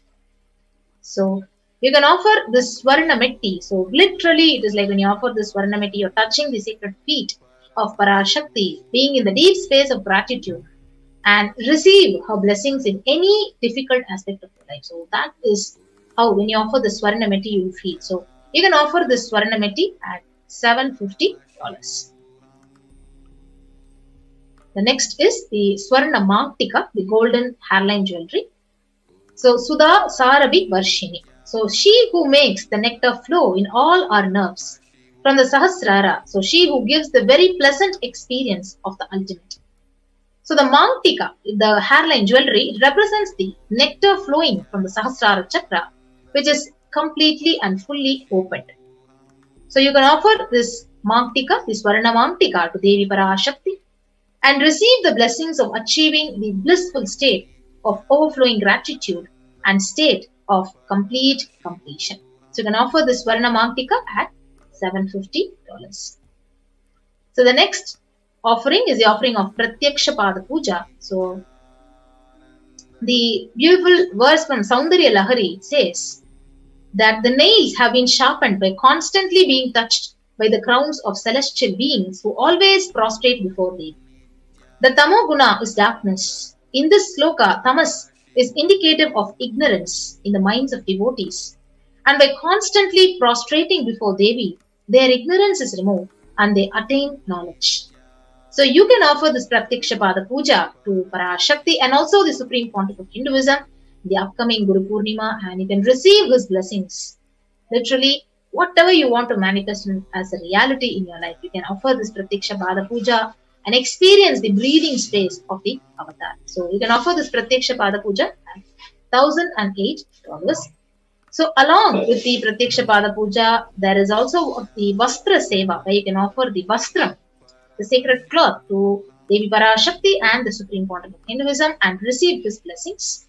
So at $1,008. So all these offerings are available in the link tiny.cc/Devi-offerings.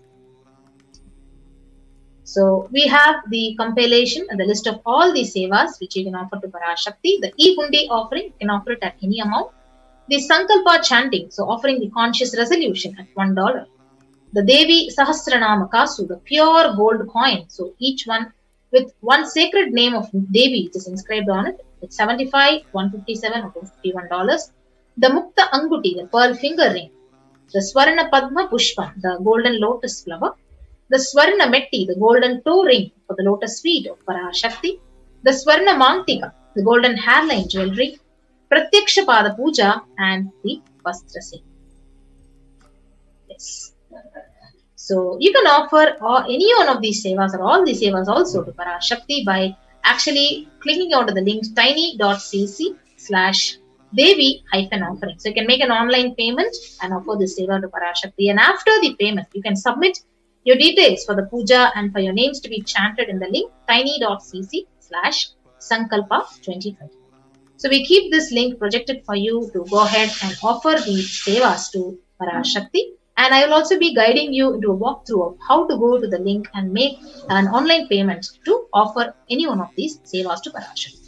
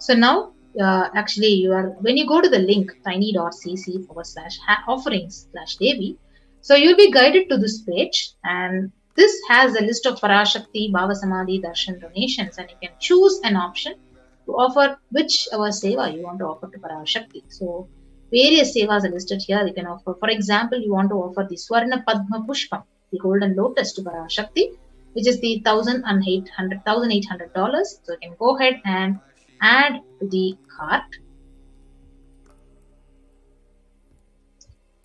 So once you add to the cart, you'll be guided to this page, and you can go down and proceed to checkout. So once you proceed to checkout, you'll be guided to the page which would require all your billing details. So you can actually fill out all the details, your name, your place, your address, and you can place your order after you fill all these details. And once you place your order, your online payment is done, and you will be guided to the further details of the seva. So after you finish doing the payment, the online payment, now you can move on to the next link, the Sankalpa link. So this is the link where your names will be chanted during the puja offered to Parashakti. So you can click on to the next tab over here, and once you move on, you can actually go ahead and fill in the details which are required, and also you can select the Devi Parashakti Bhava Samadhi Darshan over here and go to the next. And once you fill out all the details and submit, your names and your names of your family members will be chanted for the puja to Parashakti. So Next is a beautiful offering where when you go to the live stream in the YouTube, you can offer the e-hundi offering to Parashakti by going and clicking onto the super sticker and the super chat option over here. So when you click onto that, you will be actually guided to some stickers and the super chat option, and it allows you to offer your gratitude to Devi Parashakti in the amount whichever you want to offer to Parashakti. Yes. So these are the various ways where you can make an online payment and offer these sevas to Devi Parashakti. So with that, we come to the end of this segment, and next we'll be moving on to the segment where how Parashakti has literally opened the doors of Kailasa's peak, Adi Kailasa, literally Kailasa across the world as COVID care centers and providing the multi-layer quarantine in terms of COVID care protection and prevention. So let us quickly move on to the next segment, and we'll come back after a short break.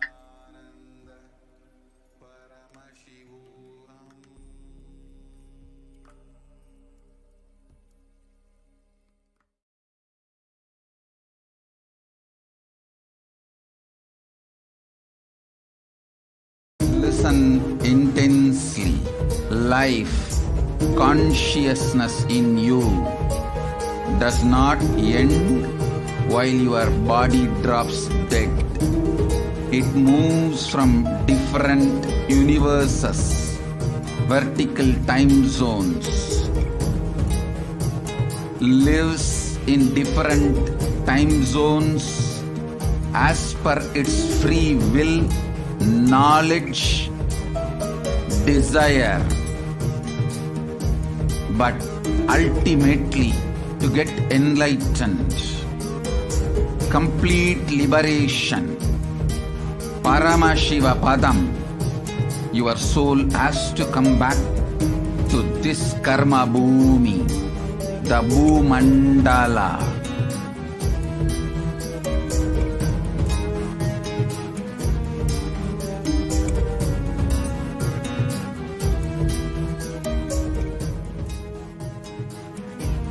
This Bhumandala and the Jati ecosystems, the caste ecosystems, Hindu, Jnana, Sannyasa, Yoga, Grihastha, multiple spiritual ecosystems are created for the souls to come back and rebirth and grow more and more towards enlightenment easily, quickly, in accelerated speed and space.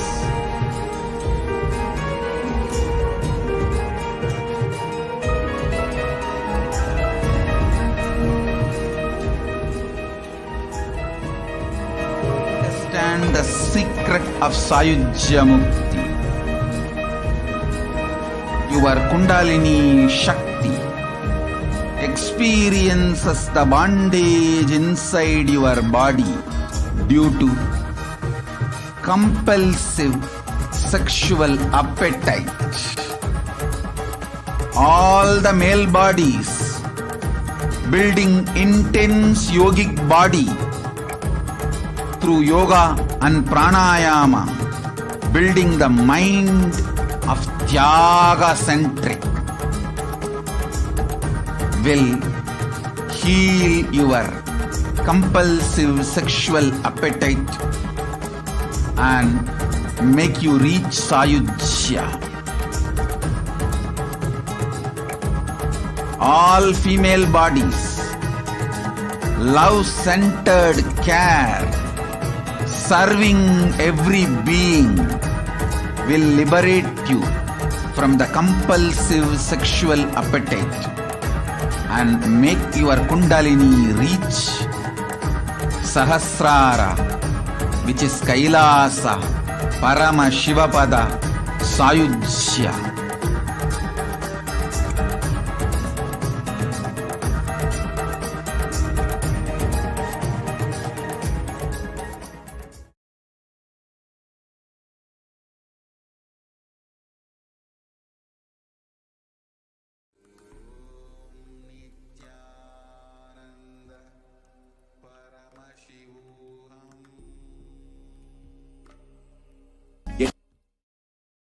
you health.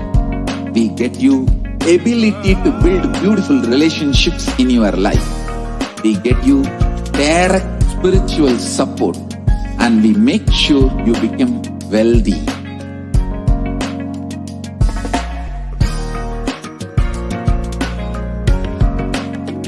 We won't stop giving you just good life. We will literally not stop till you live enlightened life. Manifesting the state of Paramashiva, space of Paramashiva, powers of Paramashiva, being of Paramashiva.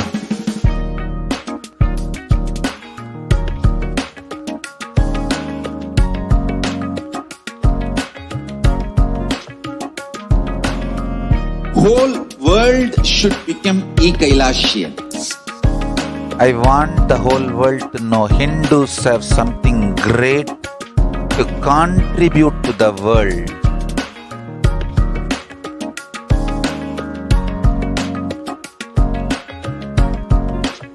We have something great to contribute to the world.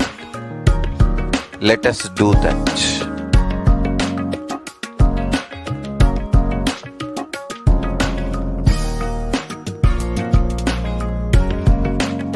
Kailasa is proper customized spiritual service helping you to identify your root patterns of suffering. We have perfected the science of helping every individual from every cultural, religious, nationality background.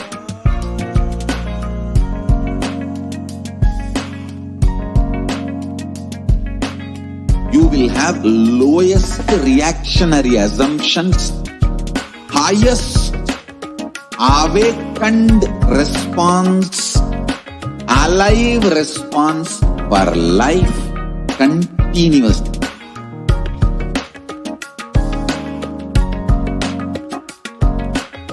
Kailasa is enlightenment ecosystem, literally enlightenment itself in your own home, wherever you are.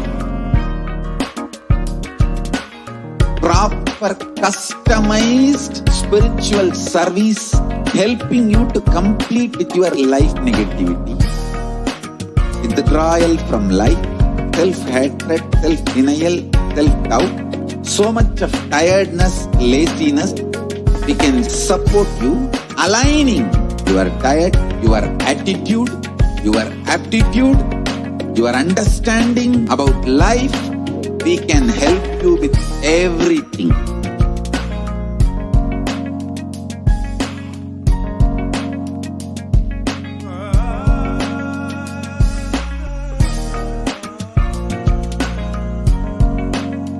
If you are interested in enlightenment, we will immediately bring this to you.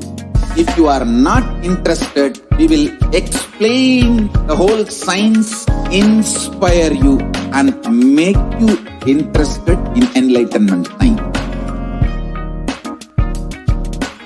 We need to cater this enlightenment science to the whole world wherever they are, because enlightenment is the birthright of all human beings. Kailasa is responsible to provide that to all human beings.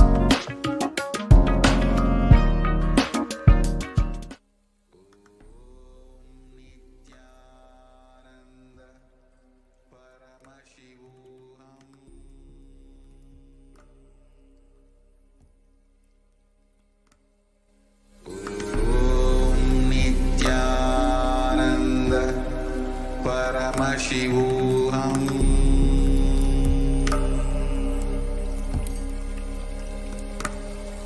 Om Nithyananda Paramashivoham.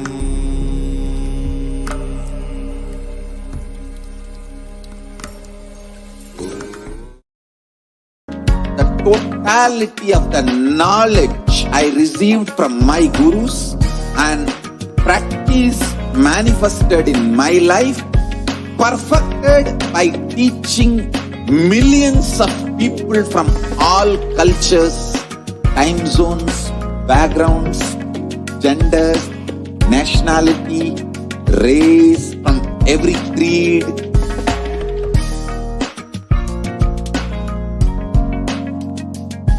So this absolutely perfected knowledge available to you, served to you in your home without even you moving out of your couch, free of cost.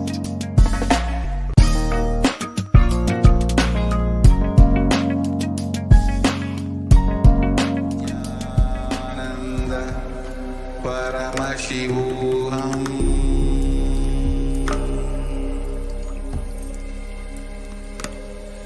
Om Nithyananda Paramashivoham.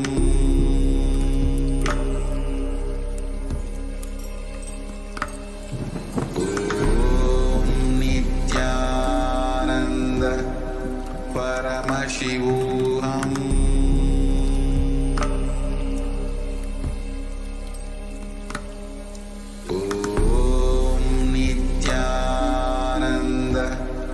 Paramashivoham.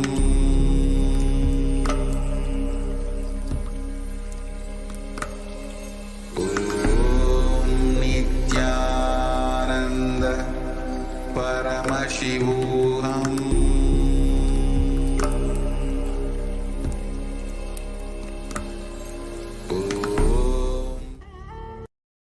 What I mean by the word Kailasa, listen intensely. Enlightenment ecosystem, literally enlightenment itself, in your own home, wherever you are. If you cannot come to Kailasa, it's okay. Kailasa can come to you. Kailasa coming to you is Kailasa. Ananda Paramashivoham.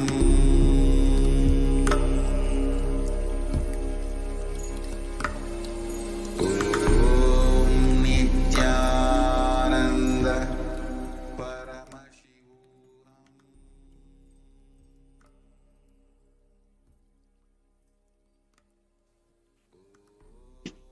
Nithyanandam.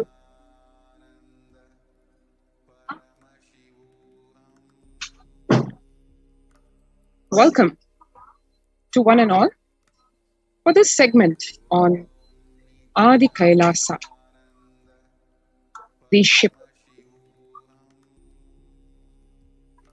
Let us take a look at what Devi Parashakti has revealed about the Adi Kailasa ship. Listen well to my words. For India, I made ship as protection. The Nithyananda Navapashana Lingam in Vaidyasarovar. Go to Adi Kailasa. O Indians, listen. All those regretting losing Nithyananda Nijavatara without confusion, without talking just as lip service, go to Adi Kailasa.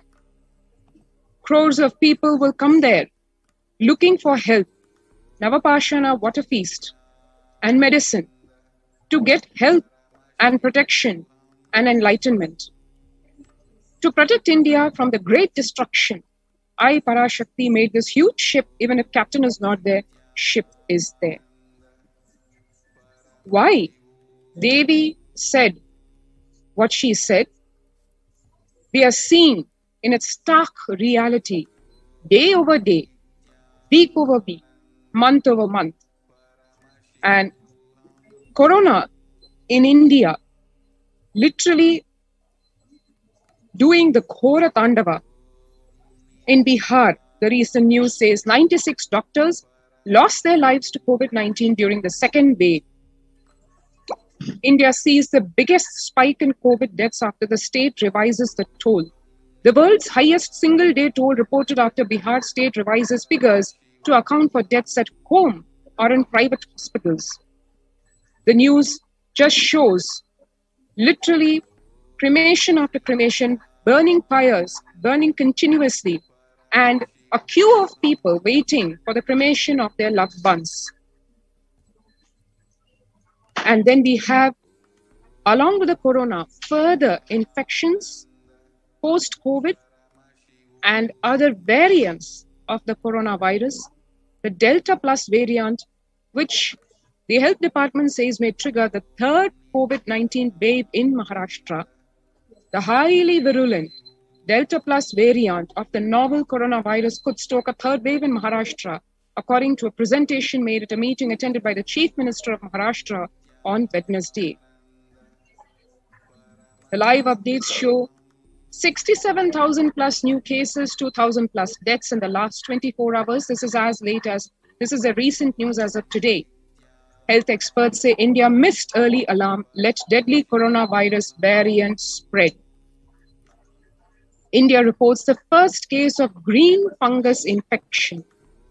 This green fungus infection was found in Madhya Pradesh just about 24 hours back, where a 34-year-old COVID-19 survivor was diagnosed with green fungus infection. Yes, we heard black fungus, white fungus, yellow fungus, and now it's a green fungus. And more research, the doctors say, was needed on whether the nature of the green fungus infection in people who have recovered from COVID-19 is different from other patients. The green fungus case reported in Madhya Pradesh, says doctor, is a new worry. And this is possibly the first such reported case in the country. It's the newest infection to join the earlier reported cases of black, white, yellow fungus, even after the AIMS chief warned against creating confusion with fungus colors last month.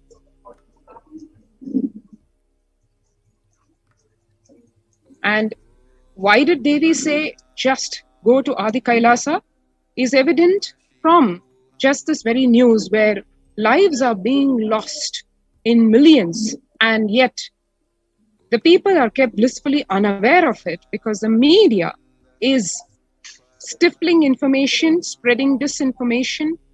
Deaths in the range of millions are reported in the range of thousands, when eyewitnesses, even people whom we know, who we talk to, say that just the number of death certificates or just the number of cremations happening in the burial grounds is almost 200 to 500 times more than the reported numbers themselves. Every family practically facing a death.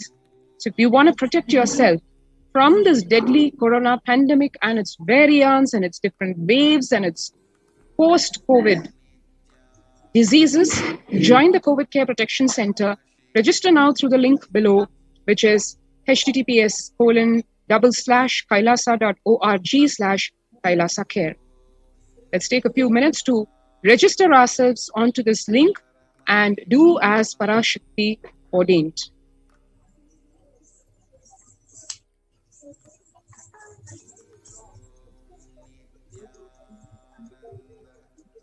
Paramashivoham.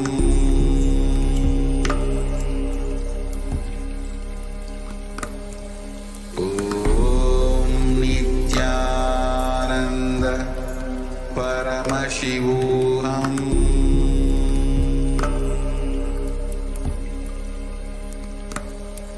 Om Nithyananda Paramashivoham.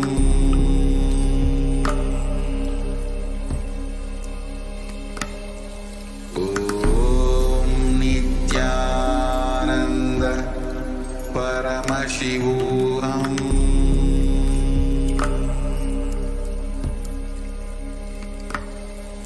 Om Nithyananda Paramashivoham.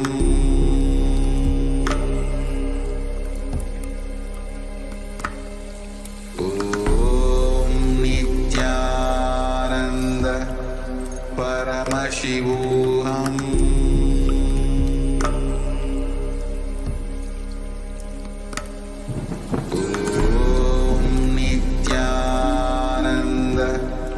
If you've registered yourself, let us next move to the segment on contributions of the Supreme Pontiff of Hinduism. Today, we will be looking into detail into one aspect, one of the 5 major pillars of the Kailasa enlightenment ecosystem, which is Annadan, or free food distribution. Why it is done, how it is done, and how the Supreme Pontiff of Hinduism has himself served food to one and all with his very own hands in so many meditation programs and yatras and in public places where people gather for spiritual gatherings. Let us take a look at the same. The Annadan is the traditional distribution of free vegetarian organic food for people of all caste, creed, religion, race, gender, and social standing. So Swamiji beautifully has told in 2019, a couple of years before, we will revive the food supply system of Kailasa. Before you get hungry, food will be ready. Continuous Annadan. I am not giving any fantasy. It has already become a reality. And that's what you always observe whenever the participants from the COVID Care Center, whoever came and shared in NTV, always mention about the Annadan, the food service provided by the Supreme Pontiff of Hinduism. Always, before you get hungry, food be ready, and continuous Annadan. That has been the practice that Kailasa has been following last 26 years in all the occasions and all the programs so far.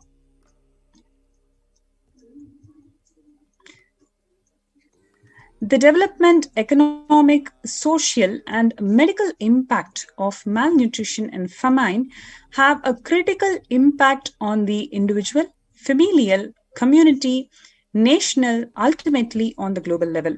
With the ongoing COVID-19 pandemic triggering an alarming spike in food insecurity, the United Nations have been giving warnings of famine of biblical proportions. In 2020 alone, 690 people were estimated to be pushed into food insecurity.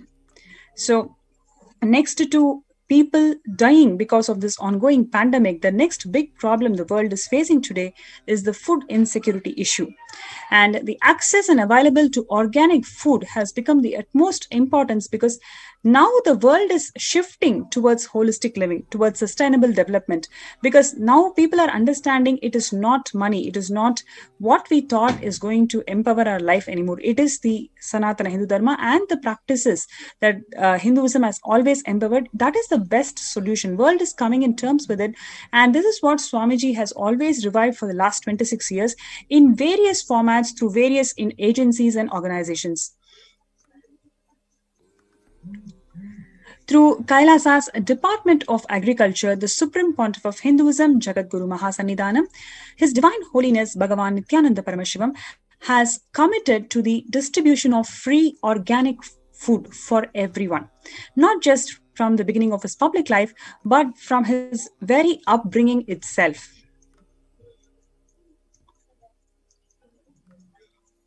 You can see early days from 2002.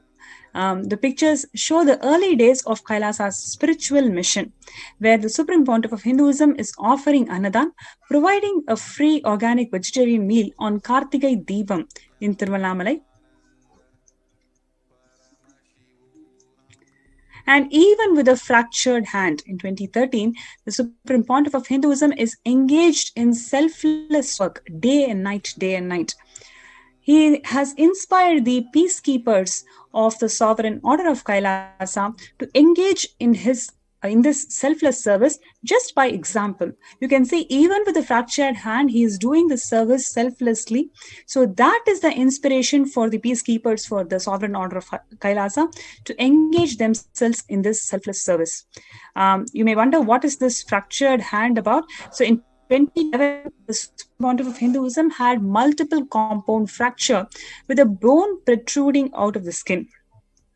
Then on 2013, the two steel implants that were fastened in 2011 were removed as the bones had completely healed. The picture is after the surgery. Here you can see the Supreme Pontiff of Hinduism beautifully sharing the food to a small little girl who's affected from the Thane flood relief.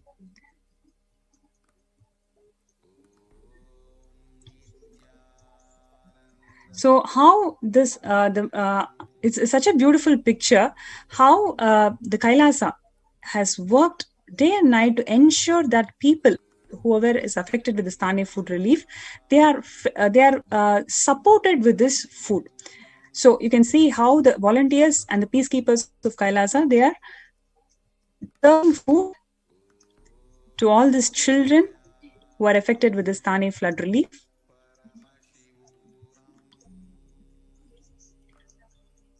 Yes, so in multiple locations, just for this Thane flood relief that happened in 2012, in multiple locations, the peacekeepers of Kailasa were serving Annadan.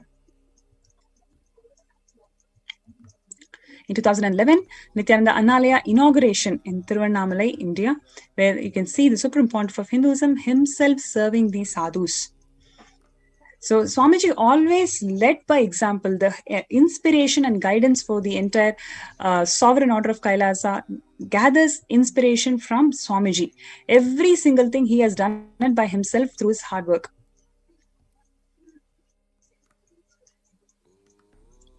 And this is from 2005, 25th of November, Arogya Yoga Health Workshop.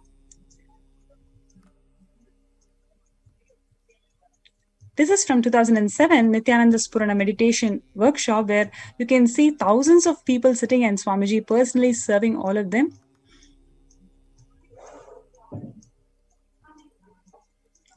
This is from 2012, Nithyananda Spurana Program Meditation Workshop in Tiruvannamalai. There again you can see Swamiji himself personally serving all the pilgrims and the Hindus who have visited Tiruvannamalai. This is from 2012 Karthikei Deepam celebrations, where you can see all the peacekeepers of Kailasa serving people. So all such beautiful pictures where you can simply relate the hard work of Swamiji, how he ensured that food insecurity problems are resolved, always upkeeping the ideology that Sanatana Hindu Dharma has always held with, that food should be offered to everybody. This is from 2017, 10th of May, Inner Awakening Meditation Workshop in Tiruvannamalai.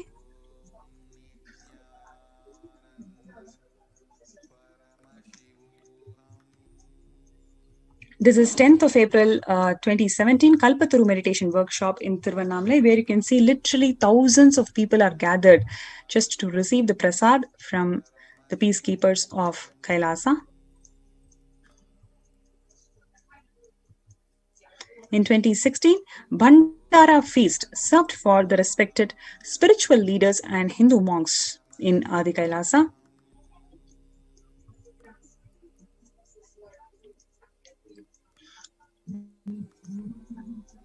This is 2016, 28th of April, the Kalpataru Meditation Workshop in Bidadi. This is from 2017, 11th of March, where the peacekeepers of Kailasa serving the participants who have come for Kalpataru meditation program from Arunachala Sarvangapeetham in Tiruvannamalai.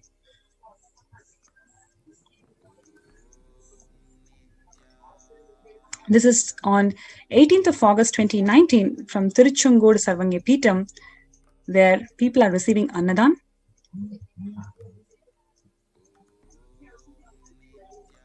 Annadan that's distributed during Guru Purnima, the traditional celebration of Guru in Kailasa in Houston.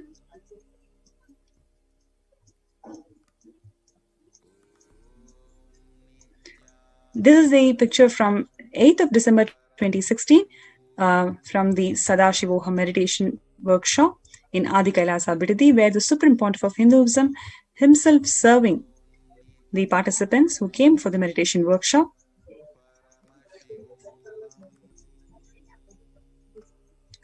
During COVID, amidst of COVID, the Annadan service still continued. 30th of May 2020, this picture is from the Madurai Adinam.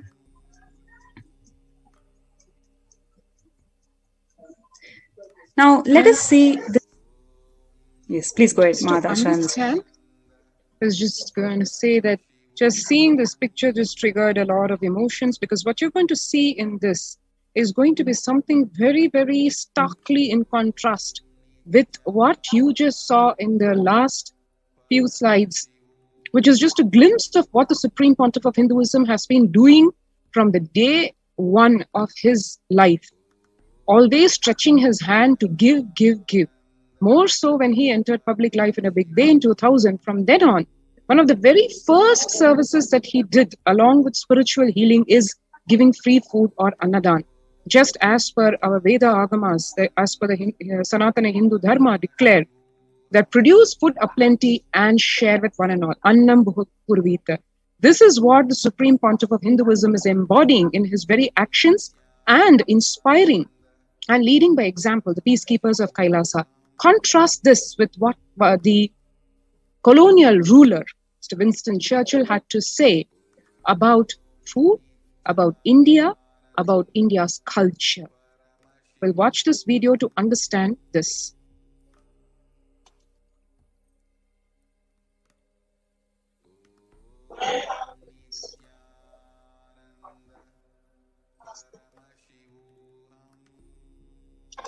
Did several things that greatly aggravated the death toll.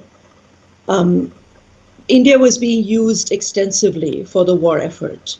Indian resources, Indian soldiers, and Churchill repeatedly refused to acknowledge the fact that the extent to which India was used could lead to famine. Viceroy to India, Archibald Wavell, called the Bengal famine one of the greatest disasters to have befallen people under British rule, and said the reputational damage was incalculable. During one government discussion about famine relief, Secretary of State for India Leopold Amery recorded Mr. Churchill saying that any aid sent would be insufficient because Indians bred like rabbits.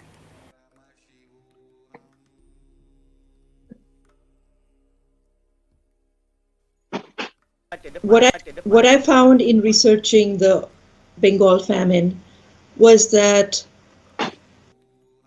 sent would be insufficient because Indians bred like rabbits.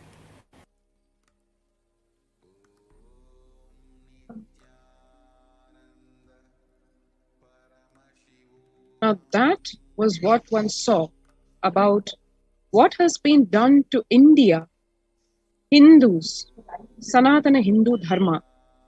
One can see here, just to give a glimpse of what India has shared, or rather what the ancient gurus, the leaders, the spiritual leaders of India have shared with the world, and what has been given back to India in return. If we just contrast the two, 1943 to 44, just in a span of 2 years, in the man-made famine of Bengal, as per existing records, 3+ million were murdered. The Prime Minister of the world's biggest empire, controlling 1/3 of mankind, claimed that they could not do anything about the people dying of hunger because Hindus bred like rabbits and the famine was their fault. Contrast this with the next thing which happened in 2016 Ujjain, Kumbh Mela. The peacekeepers of Kailasa served organic food to over 3+ million people. Of Hinduism, Jagat Guru Mahasannidhanam, His Divine Holiness Bhagwan Nithyananda Paramashivam, have served more than 1 billion free meals in the past 26 years and are determined to end hunger and poverty in all its forms.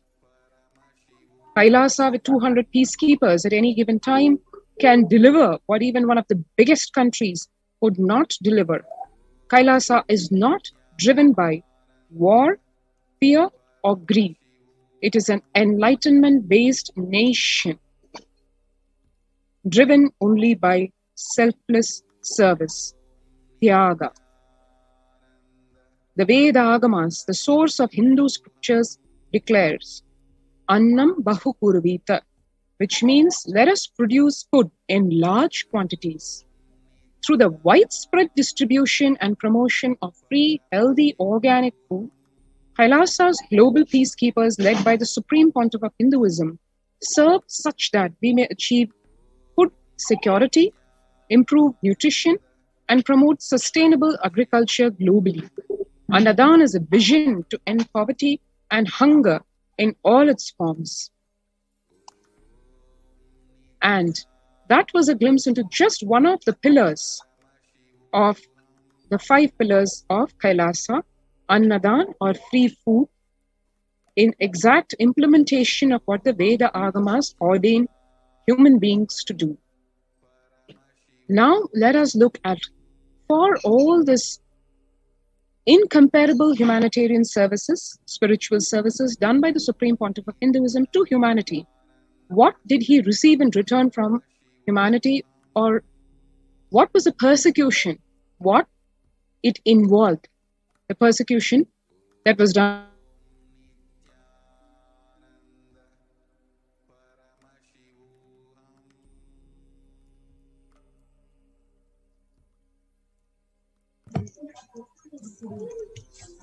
We're going to see the persecution that is involved in the Supreme Pontiff of Hinduism, how these anti-Hindu elements and anti-Guru Hindu media mafia and groups have attacked Swamiji. Before we move to the next segment, let's have a short break.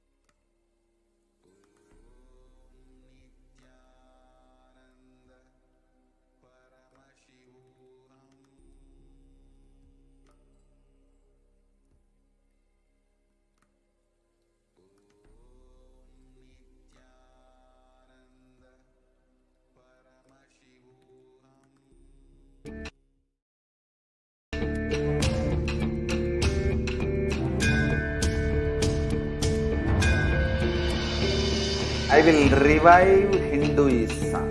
I am a Hindu revivalist, not by any revolution, but by evolution.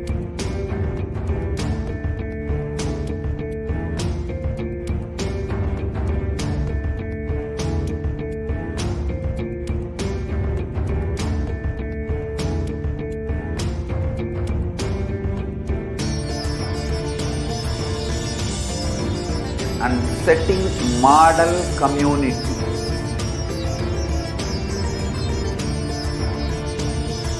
Kailasa's enlightenment ecosystems, Sarvanya Peethas all over the world.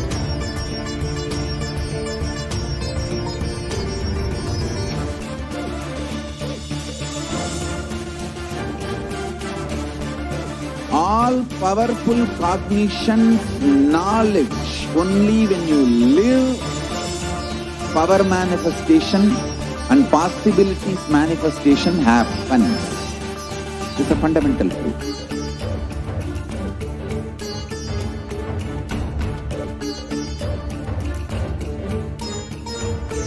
Hinduism cannot live exclusively as one sampradaya. No. All sampradayas of Hinduism is an ecosystem.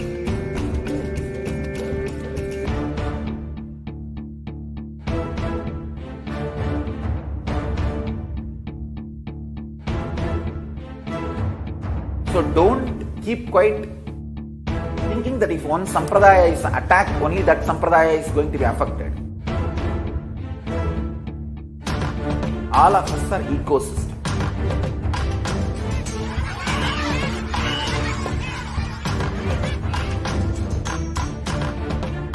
I invite all of you to get involved and enjoy Hinduism by the principle of Dharmo Rakshati Rakshitaha. When you protect Dharma, Dharma protects you. We will make the whole planet flourish spiritually. The spiritual prosperity will happen to the whole planet. We all have to coexist together.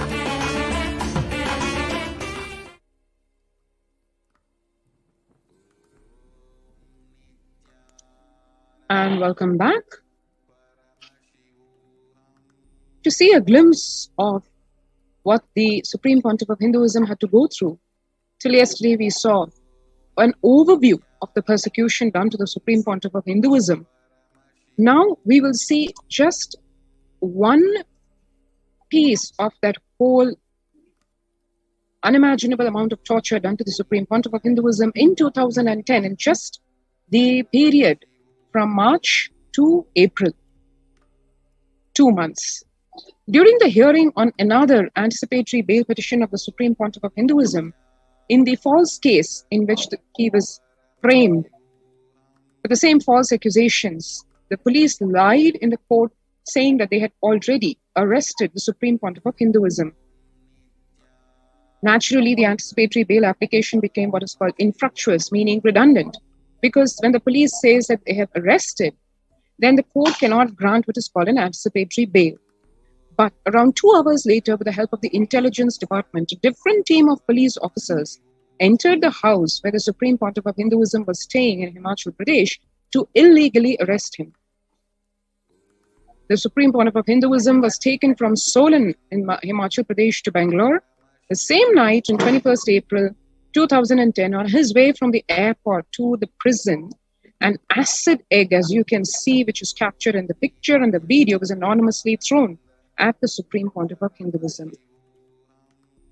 The newspapers the next day even ridiculed how the Supreme Pontiff of Hinduism was brought in cattle class in the flight, and his seat was at the end of the aircraft next to the toilet. Throughout the journey, the CID police officers used excessive force and degrading treatment, which continued even after the Supreme Pontiff of Hinduism was imprisoned in the CID office. The police forced him in different ways to give a false confession against himself.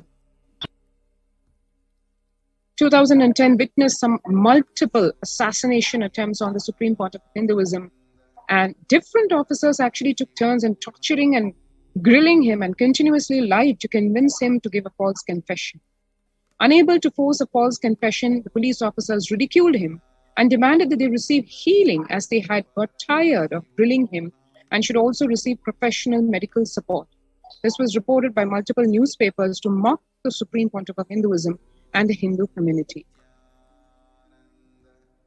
Even a High Court judge during a hearing remarked at the police, "Under the guise of suspicion, how long can you police torture a person?" referring to the Supreme Pontiff of Hinduism. The police torture, narrated to media as grilling by the police, involved bombarding him with multiple powerful lights and loud, shrill noises of tile-cutting machines to inflict extreme physical and mental pain. This was done to psychologically weaken him and make him give a false confession about a crime that never happened and he never committed.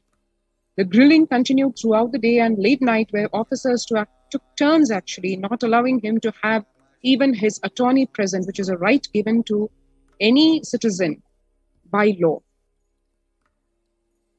The Supreme Pontiff of Hinduism was subjected to third-degree torture in various ways, like induced asphyxiation, forced breathing of the asbestos dust to cause mesothelioma, violent damage of the internal organs in the pretext of medical tests, injection of lethal poisons in the blood tests, forced starvation, severe dehydration, sleep deprivation, multiple attempts to assassinate in custody in one way or the other.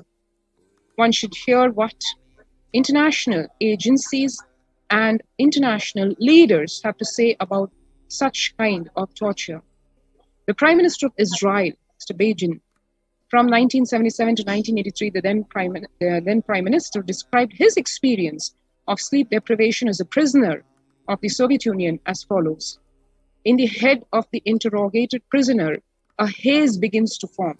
His spirit is weary to death. His legs are unsteady, and he has one sole desire, to sleep. Anyone who has experienced this desire knows that not even hunger and thirst are comparable with it. So this is the extent of the torture. On the first day of illegal custody, the Supreme Pontiff of Hinduism was subjected to the first medical torture by arbitrary medical tests where witness accounts record that an excessive amount of blood was withdrawn in the name of testing. When the doctor was repeatedly asked why so much blood was required, the doctor only replied that it was required, that it was actually not required. But the Supreme Pontiff of Hinduism was also injected with some unknown substances in the name of medical tests. Several times blood was withdrawn. Only a single report is annexed, though, in the charge sheet. This report was seen by the court, and this fact is even recorded in the Supreme Court order. There is no account of what was done with the excessive blood that was withdrawn. The police told the Supreme Pontiff of Hinduism that the excessive withdrawal would stop if he confessed to the false charges. The records of the second test in 26 April 2010, although reported in the media, were never made part of the charge sheet that was submitted to the court. The police, having destroyed these records, lied to courts that they never performed any potency tests on the Supreme Pontiff of Hinduism. The police repeated these needless, inhumane tests just in order to torture and assassinate the Supreme Pontiff of Hinduism once again in 2014.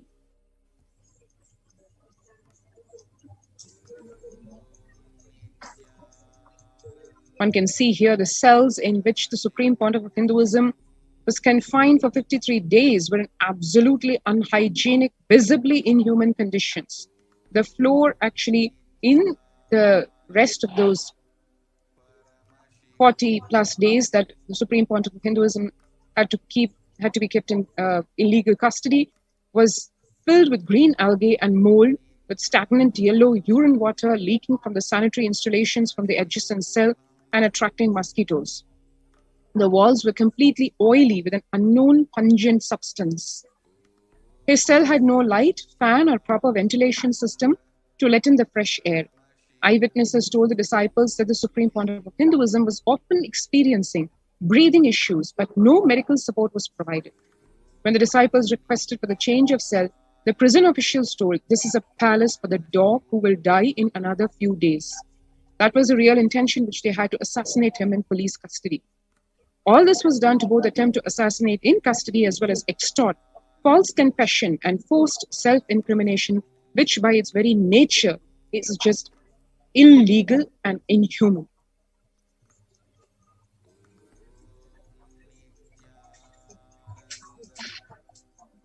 The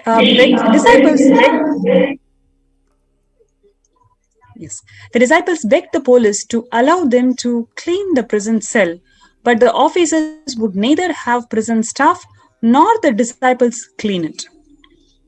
As a Hindu monk and the leader of 2 billion Hindus worldwide, the Supreme Pontiff of Hinduism, as per principles of Hinduism, lives the vow of inner and outer cleanliness, which is totally related, especially to break the spirit of the Supreme Pontiff of Hinduism and the Adi Shaivite minority community and the core disciples of the Supreme Pontiff of Hinduism.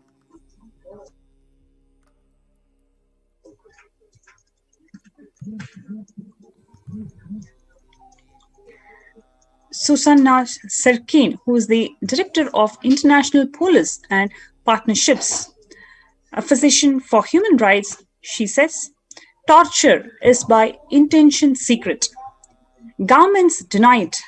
We have all the laws that make it a crime.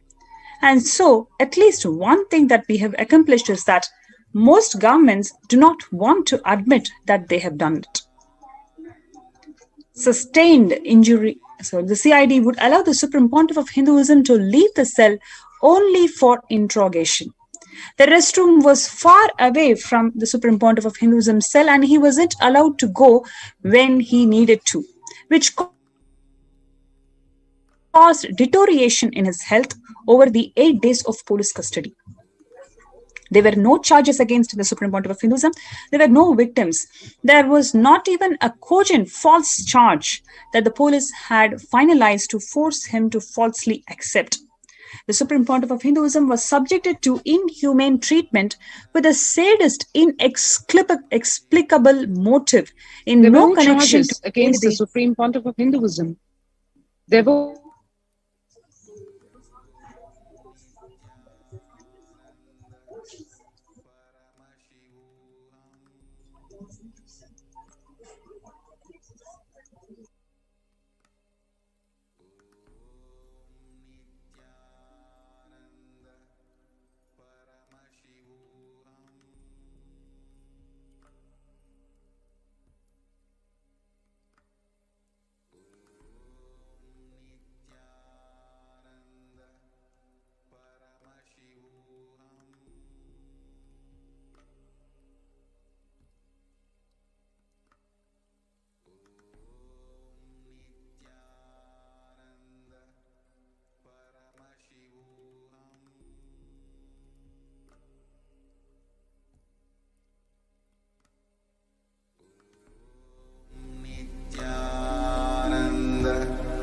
Paramashivoham.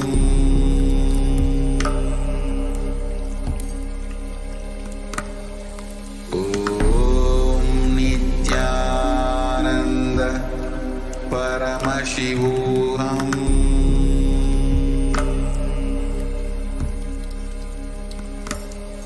Om Nithyananda Paramashivoham.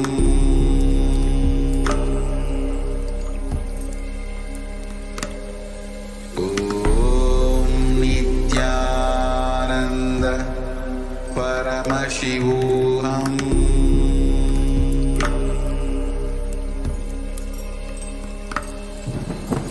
Om Nithyananda Paramashivoham.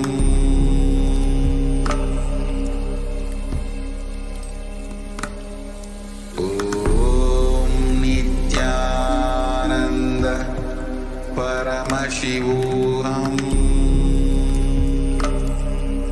Sorry for the technical glitch.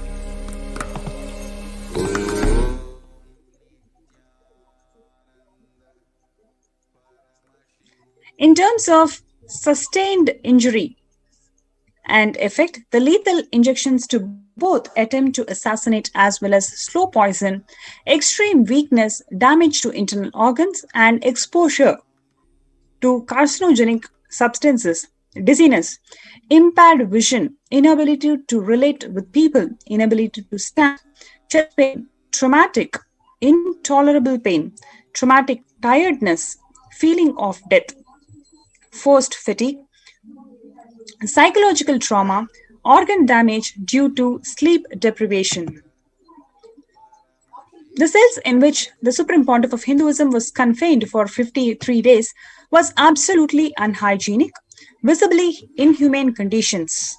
The floor was filled with green algae and mold, with stagnant yellow urine water leaking from the sanitary installations from the adjacent cells and attracting the mosquitoes. The walls were completely oily with unknown pungent substance. The cell had no light, no fan, or proper ventilation system to let the fresh air. The eyewitness told the disciples that the Supreme Pontiff of Hinduism was often experiencing breathing issues and no medical support was provided.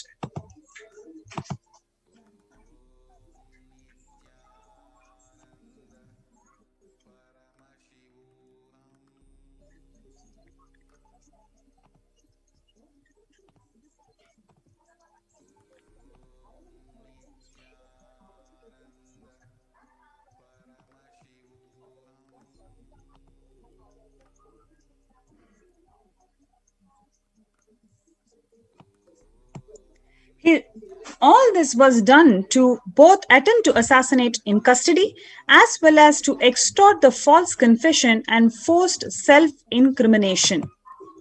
The disciples literally begged the police to allow them to clean the prison cell, but the officers would neither have prison staff nor the disciples to clean it.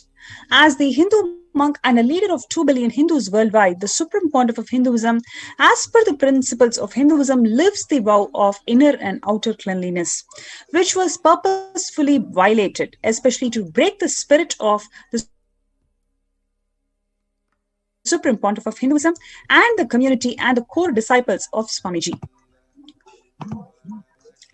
Now, let us look into how the CID literally tortured during the interrogation. They would allow the Supreme Pontiff of Hinduism to leave the cell only for interrogation.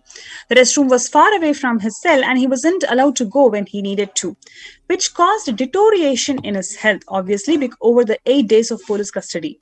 There were no charges against him, no victims. There was not even a cogent false case that the police had finalized to force him to falsely accept. Swamiji was subjected to inhumane treatment with a sadist, inexplicable motive in no connection to aid the investigation. In a case of both downward internal displacement and external displacement of responsibility and trivialization, the CID for enhanced interrogation created a special cell which was on record ordered to install real harsh lighting and give a freaky Matrix movie-like effect in the work order issued to a company. So here is the work order. It clearly says that the most interrogation rooms are small and consist of nothing but a chair and maybe a table.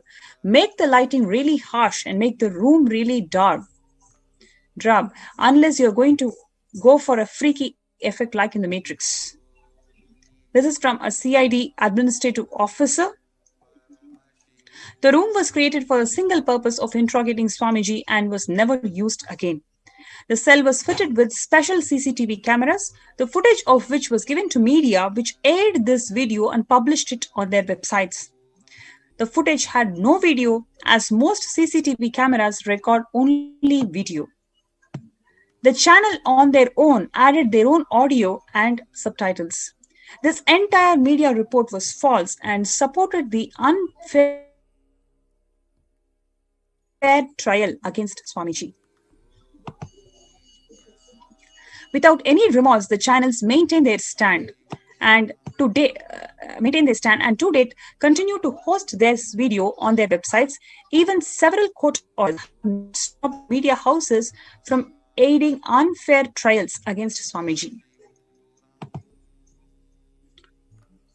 So far, what we have seen is the selfless contributions of the Supreme Pontiff of Hinduism just in the field of Anadan, just in the wing of Anadan, how much he has contributed tirelessly from day one till now.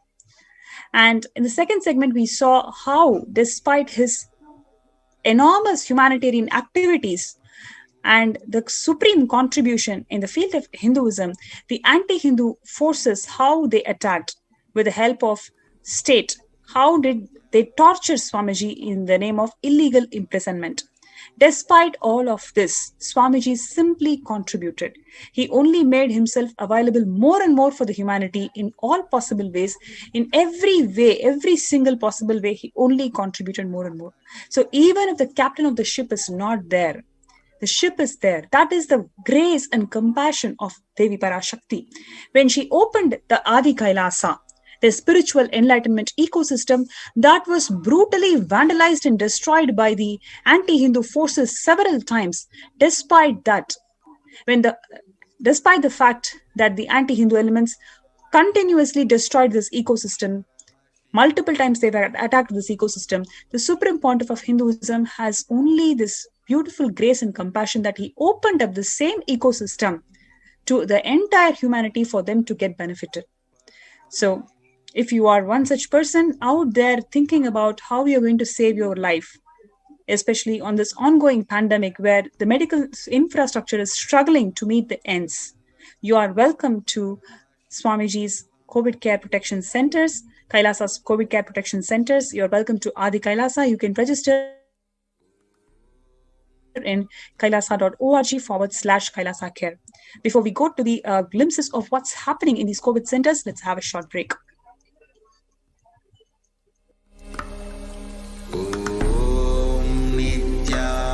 Nithyananda Paramashivoham.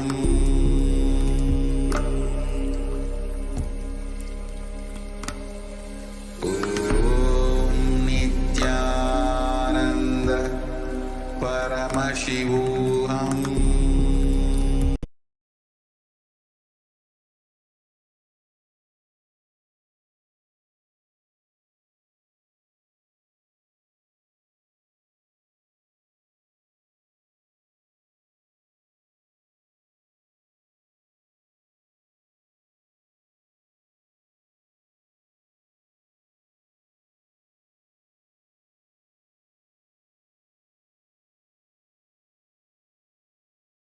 There are some great spiritual sciences unique to Hinduism.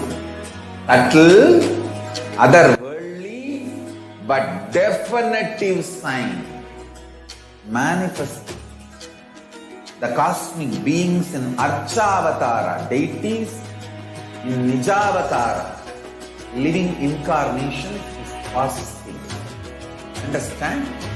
Kriya Pada of Vedas and Agamas elaborately explain the whole science of making the cosmic beings manifest in Archavatara, deities and Nijavatara, living incarnation, both.